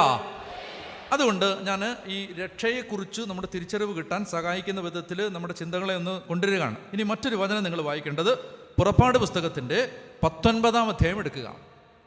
പുറപ്പാട് പുസ്തകത്തിൻ്റെ 19-ാം അധ്യായത്തിൽ 5ഉം 6ഉം വാക്യങ്ങൾ വായിക്കുക. പുറപ്പാട് 19, 5ഉം 6ഉം. അതുകൊണ്ട് ഉറക്കെ വായിക്കണം. അതുകൊണ്ട് നിങ്ങൾ എൻ്റെ വാക്ക് കേൾക്കുകയും എൻ്റെ ഉടമ്പടി പാലിക്കുകയും ചെയ്താൽ നിങ്ങൾ എല്ലാ ജനങ്ങളിലും വെച്ച് എനിക്ക് ഏറ്റവും പ്രിയപ്പെട്ട എൻ്റെ സ്വന്തം ജനമായിരിക്കും. കേട്ടെ, ഒന്ന് നിർത്തിക്കേ.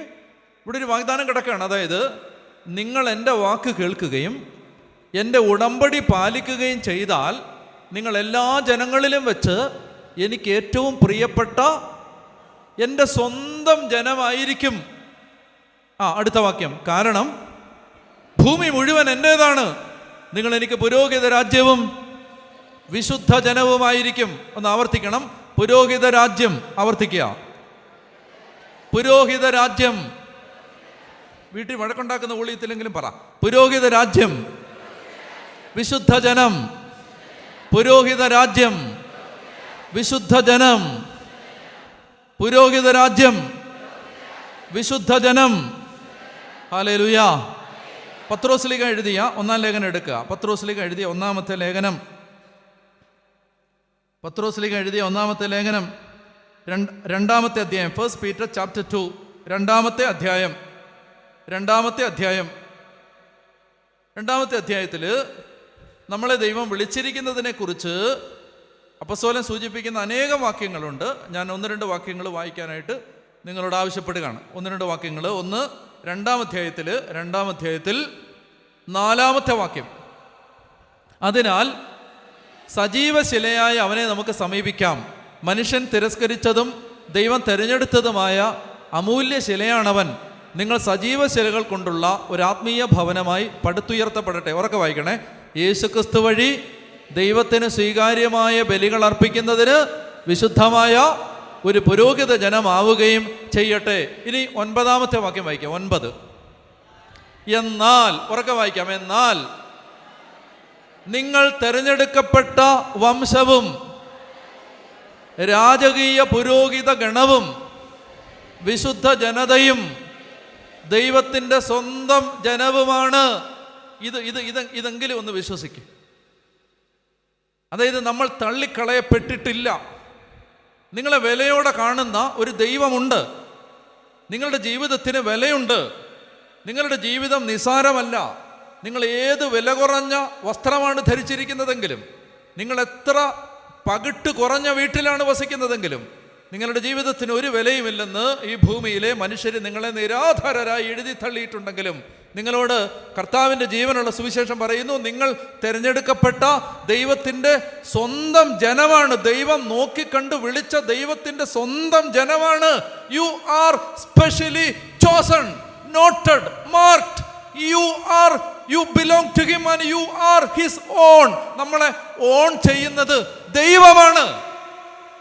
ദൈവമാണ് ദൈവം ദൈവമാണ് ദൈവമാണ് ദൈവമാണ് എന്നെ അവകാശമാക്കി വെച്ചിരിക്കുന്നത്. അതുകൊണ്ടാണ് ഫറവോയോട് പറയുന്നത്, എൻ്റെ ജനത്തെ വിട്ടയക്കുക. ഞാനൊരു കാര്യം പറയട്ടെ നിങ്ങളോട്. നിങ്ങളുടെ വില നിങ്ങൾ അറിഞ്ഞില്ലെങ്കിൽ നിങ്ങളുടെ വില ലോകമറിയില്ല. നിങ്ങളുടെ വില നിങ്ങൾ അംഗീകരിക്കാത്തിടത്തോളം കാലം നിങ്ങളുടെ വില ലോകം അംഗീകരിക്കാൻ പോകില്ല. ഇത് നിങ്ങൾ മനസ്സിലാക്കിയിരിക്കുക. നിങ്ങളുടെ വില നിങ്ങൾക്ക് മനസ്സിലാകാത്ത കാലത്തോളം നിങ്ങളെ ലോകത്തൊരിക്കലും ഒരു മനുഷ്യന് നിങ്ങളെ ഒരു വിലയുള്ള ആളായിട്ട് കാണത്തില്ല. എന്താണ് നമ്മുടെ വില? എൻ്റെ ദൈവം എന്നെ തെരഞ്ഞെടുത്തതാണ്.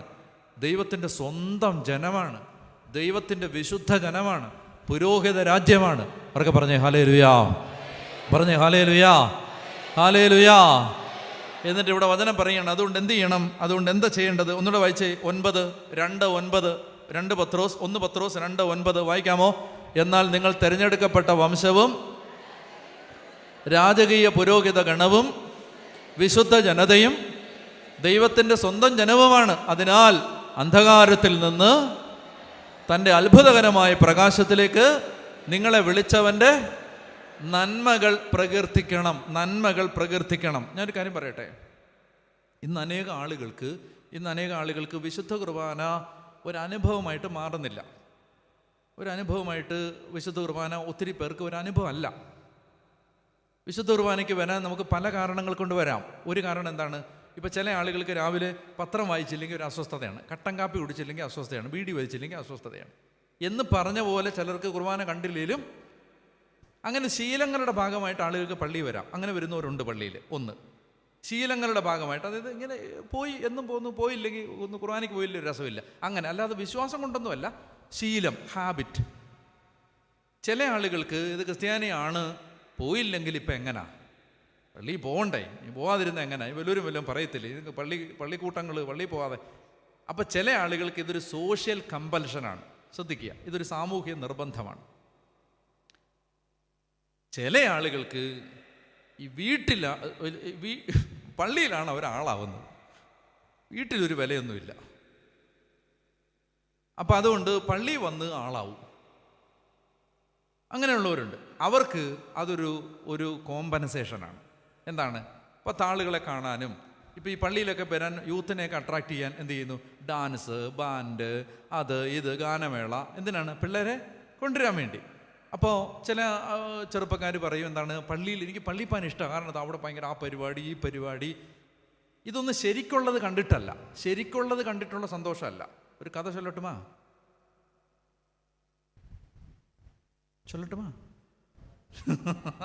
അതായത് ഈ മലയാളിക്ക് പരമ്പരാഗതമായൊരു ധാരണ ഉണ്ടെന്നറിയാമോ? എത്ര കൊള്ളരുതാത്തവനെയും പിടിച്ച് കല്യാണം കഴിപ്പിച്ചാൽ ശരിയാവുമെന്ന്. ഇതൊരു ട്രഡീഷണ് നമുക്ക് മലയാളിക്ക് മാത്രമുള്ള. സാധാരണഗതിയിൽ ബാക്കിയുള്ള ജനതയ്ക്കൊന്നും അങ്ങനില്ല. അവർ എന്തെങ്കിലുമൊക്കെ ഇവന് ഒരു പോരായ്മ ഉണ്ടെങ്കിൽ അവനെ കെട്ടിക്കാതിരിക്കാൻ നോക്കും. ചേച്ചിമാർ തല ഉലുക്കുന്നുണ്ട്, കാരണം എനിക്ക് മനസ്സിലായി. അതായത് ചേട്ടന്മാരും തല ഉലുക്കുന്നുണ്ട്.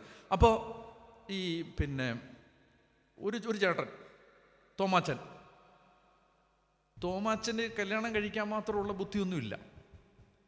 അപ്പോൾ തോമാച്ചൻ എന്ത് ചെയ്തു?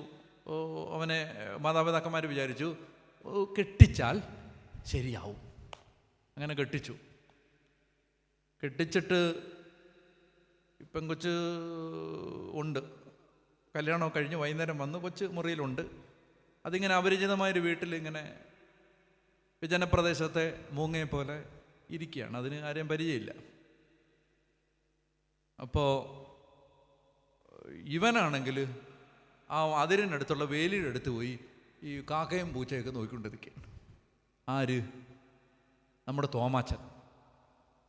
അപ്പോൾ ഈ കൊച്ചകത്തിരുന്ന് കരയുക. അതിനാകെ ഈ പരിചയം ആരെയാ? ഇവനെയാണ് ആകെ പരിചയം. അതിന് മകനെ കല്യാണം കഴിച്ചാണ്. പക്ഷെ അവനെ ഇവിടെ കാക്കയും പൂച്ചയൊക്കെ നോക്കിക്കൊണ്ടിരിക്കുക. അപ്പോൾ ആ സമയത്ത് ഇവള് കരയുന്ന കണ്ടുകൊണ്ട് വീട്ടുകാർ മനസ്സിലായി, അവർക്ക് മനസ്സിലായി. അപ്പോൾ അവർ ഒരു കാർന്നൂര് ചെന്നിട്ട് ഇവനോട് പറഞ്ഞു, എടാ തോമാച്ച, അങ്ങനെ തോമാച്ച, നീ ഇവിടെ വായി നോക്കി നിൽക്കുവാന്ന്. എടാ കൊച്ചവിടെ ഇരുന്ന് അയ്യോ കരയുവാണോ? എന്തിനാ കരയുന്നേ? അവൾക്ക് എന്തോ വിഷമം വന്നിട്ട് അവൾക്ക് സന്തോഷിക്കാൻ കാരണമൊന്നുമില്ല. അവൾക്ക് നീ എന്ന് അവളോട് മിണ്ടാൻ പറയുകയൊക്കെ ചെയ്യും. അവള് അയ്യോ പെട്ടെന്ന് ഇവൻ അങ്ങോട്ട് ചെന്നിട്ട് പറഞ്ഞു, മേരിക്കുട്ടി നീ കരയുവാണോ? നീ എന്തിനാ കരയുന്നേ? നീ കരയണ്ട കേട്ടോ. എന്തെല്ലാം കാര്യങ്ങളുണ്ട് ഈ വീട്ടിൽ സന്തോഷിക്കാൻ. വാ കാണിച്ചു തരാമെന്ന് പറഞ്ഞു. വിളിച്ചുകൊണ്ട് പോയി പത്തായം എന്ന് പറഞ്ഞാൽ മനസ്സിലാവൂ? പത്തായം തുറന്നിട്ട് ഇങ്ങനെ വാഴക്കൊല വെട്ടി വെച്ചിരിക്കുകയാണ്. നല്ല പഴുത്ത വാഴക്കൊല. ഇത് കാണിച്ചിട്ട് അവൻ പറയാണ്, മേരിക്കുട്ടി ആഹ്ലാദിപ്പിൻ, ഈ കൊല കണ്ടിട്ട് ആഹ്ലാദിപ്പിൻ.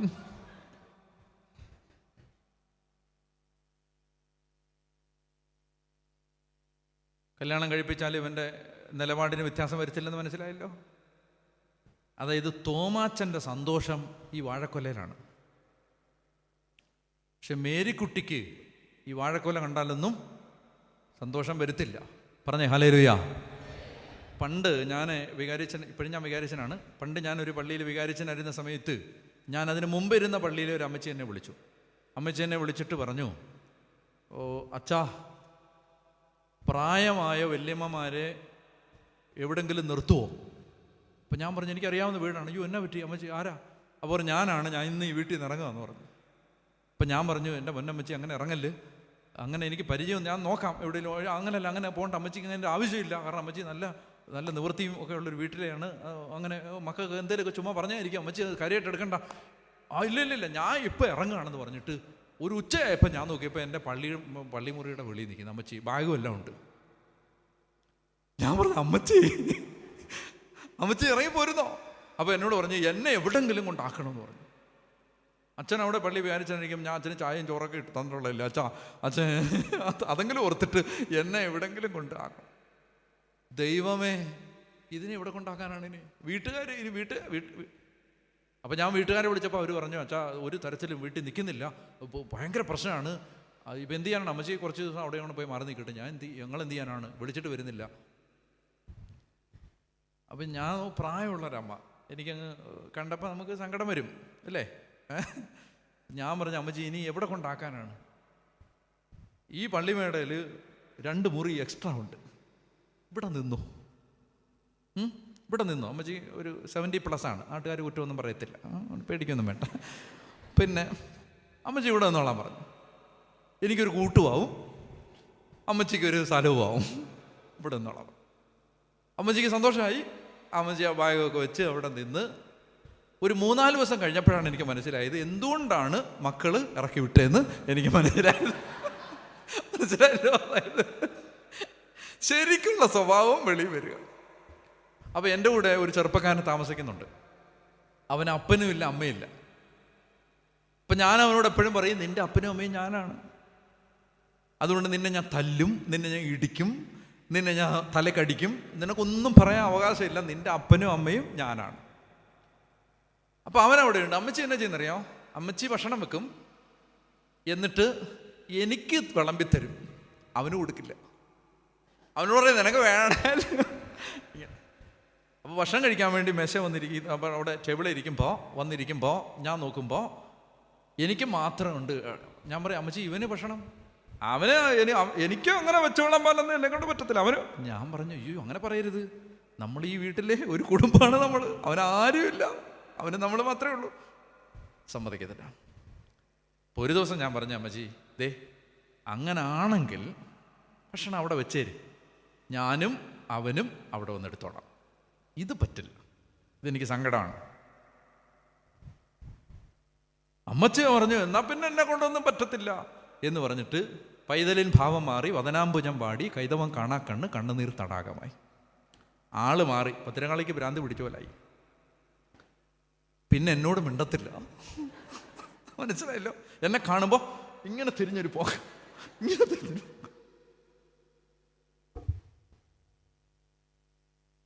നമുക്ക് ഒത്തിരി ദിവസമൊന്നും മിണ്ടാതിരിക്കാൻ പറ്റത്തില്ല. അപ്പോൾ അതുകൊണ്ട് ഞാൻ അമ്മച്ചി എന്നൊക്കെ വിളിക്കും, മൈൻഡ് ചെയ്യത്തില്ല. ഒരു ദിവസം രാവിലെ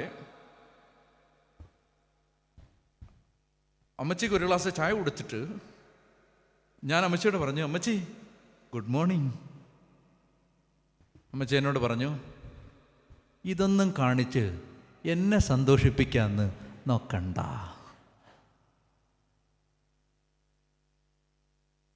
അതായത് മേരിക്കുട്ടിക്ക് വാഴക്കൊല കണ്ടും അമ്മച്ചിക്ക് ഗുഡ് മോർണിംഗ് കേട്ടുവെന്നും സന്തോഷം വരില്ല. നമ്മൾ നമ്മുടെ സന്തോഷം പലതിലും കണ്ടെത്തി വെച്ചിരിക്കുന്നു എന്നേ ഉള്ളൂ. അതിലല്ല നമ്മുടെ സന്തോഷം, അതല്ല നമ്മുടെ സന്തോഷത്തിൻ്റെ വിഷയം. നമ്മുടെ സന്തോഷത്തിൻ്റെ വിഷയം എന്തെന്നറിയാം? നമ്മൾ ദൈവം തെരഞ്ഞെടുത്ത ദൈവത്തിൻ്റെ സ്വന്തം ജനതയാണ്. സ്വന്തം ജനത. പറഞ്ഞേ ഹല്ലേലൂയ. നമ്മുടെ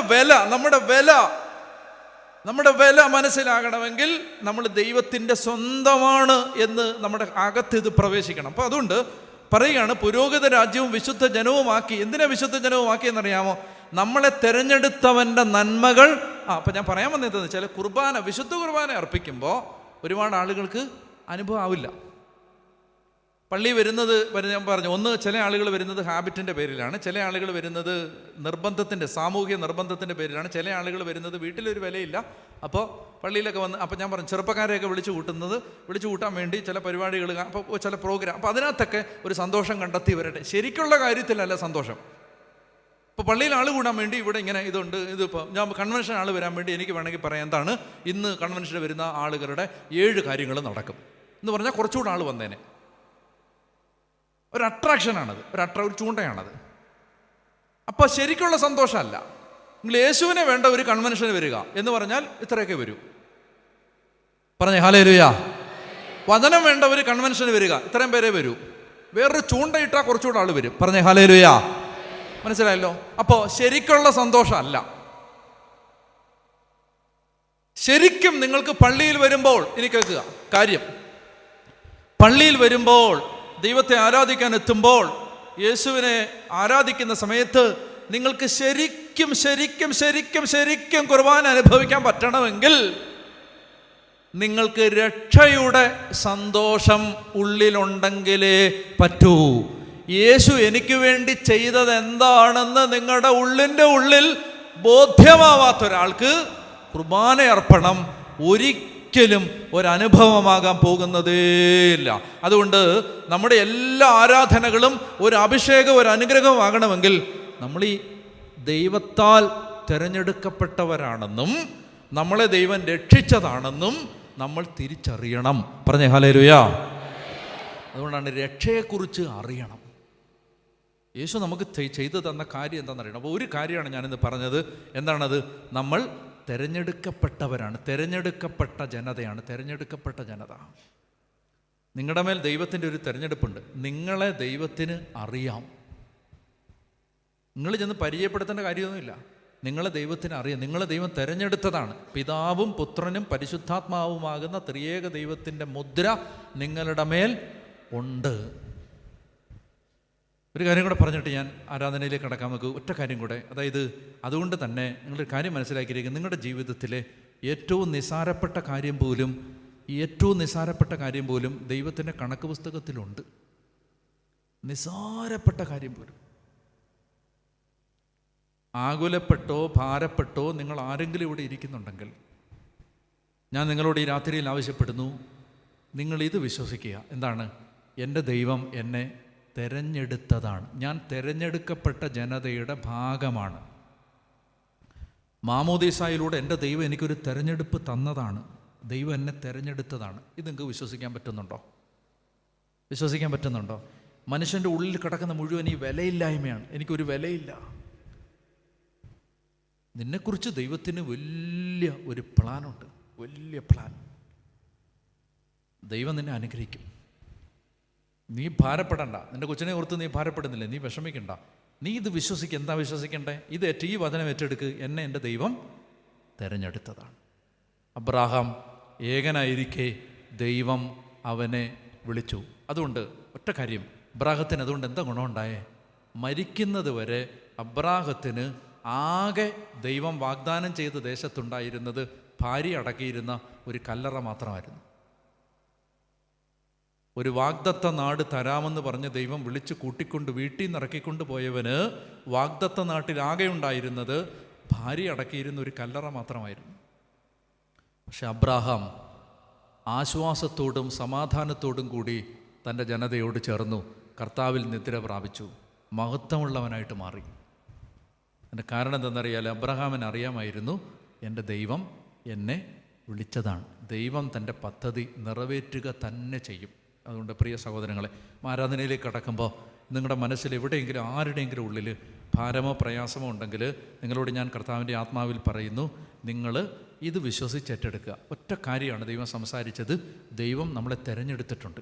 കർത്താവിൻ്റെ തിരഞ്ഞെടുപ്പ് നമ്മുടെ മേലുണ്ട്. അതുകൊണ്ട് ഇത് വിശ്വസിക്കുക, അത് ഏറ്റെടുക്കുക.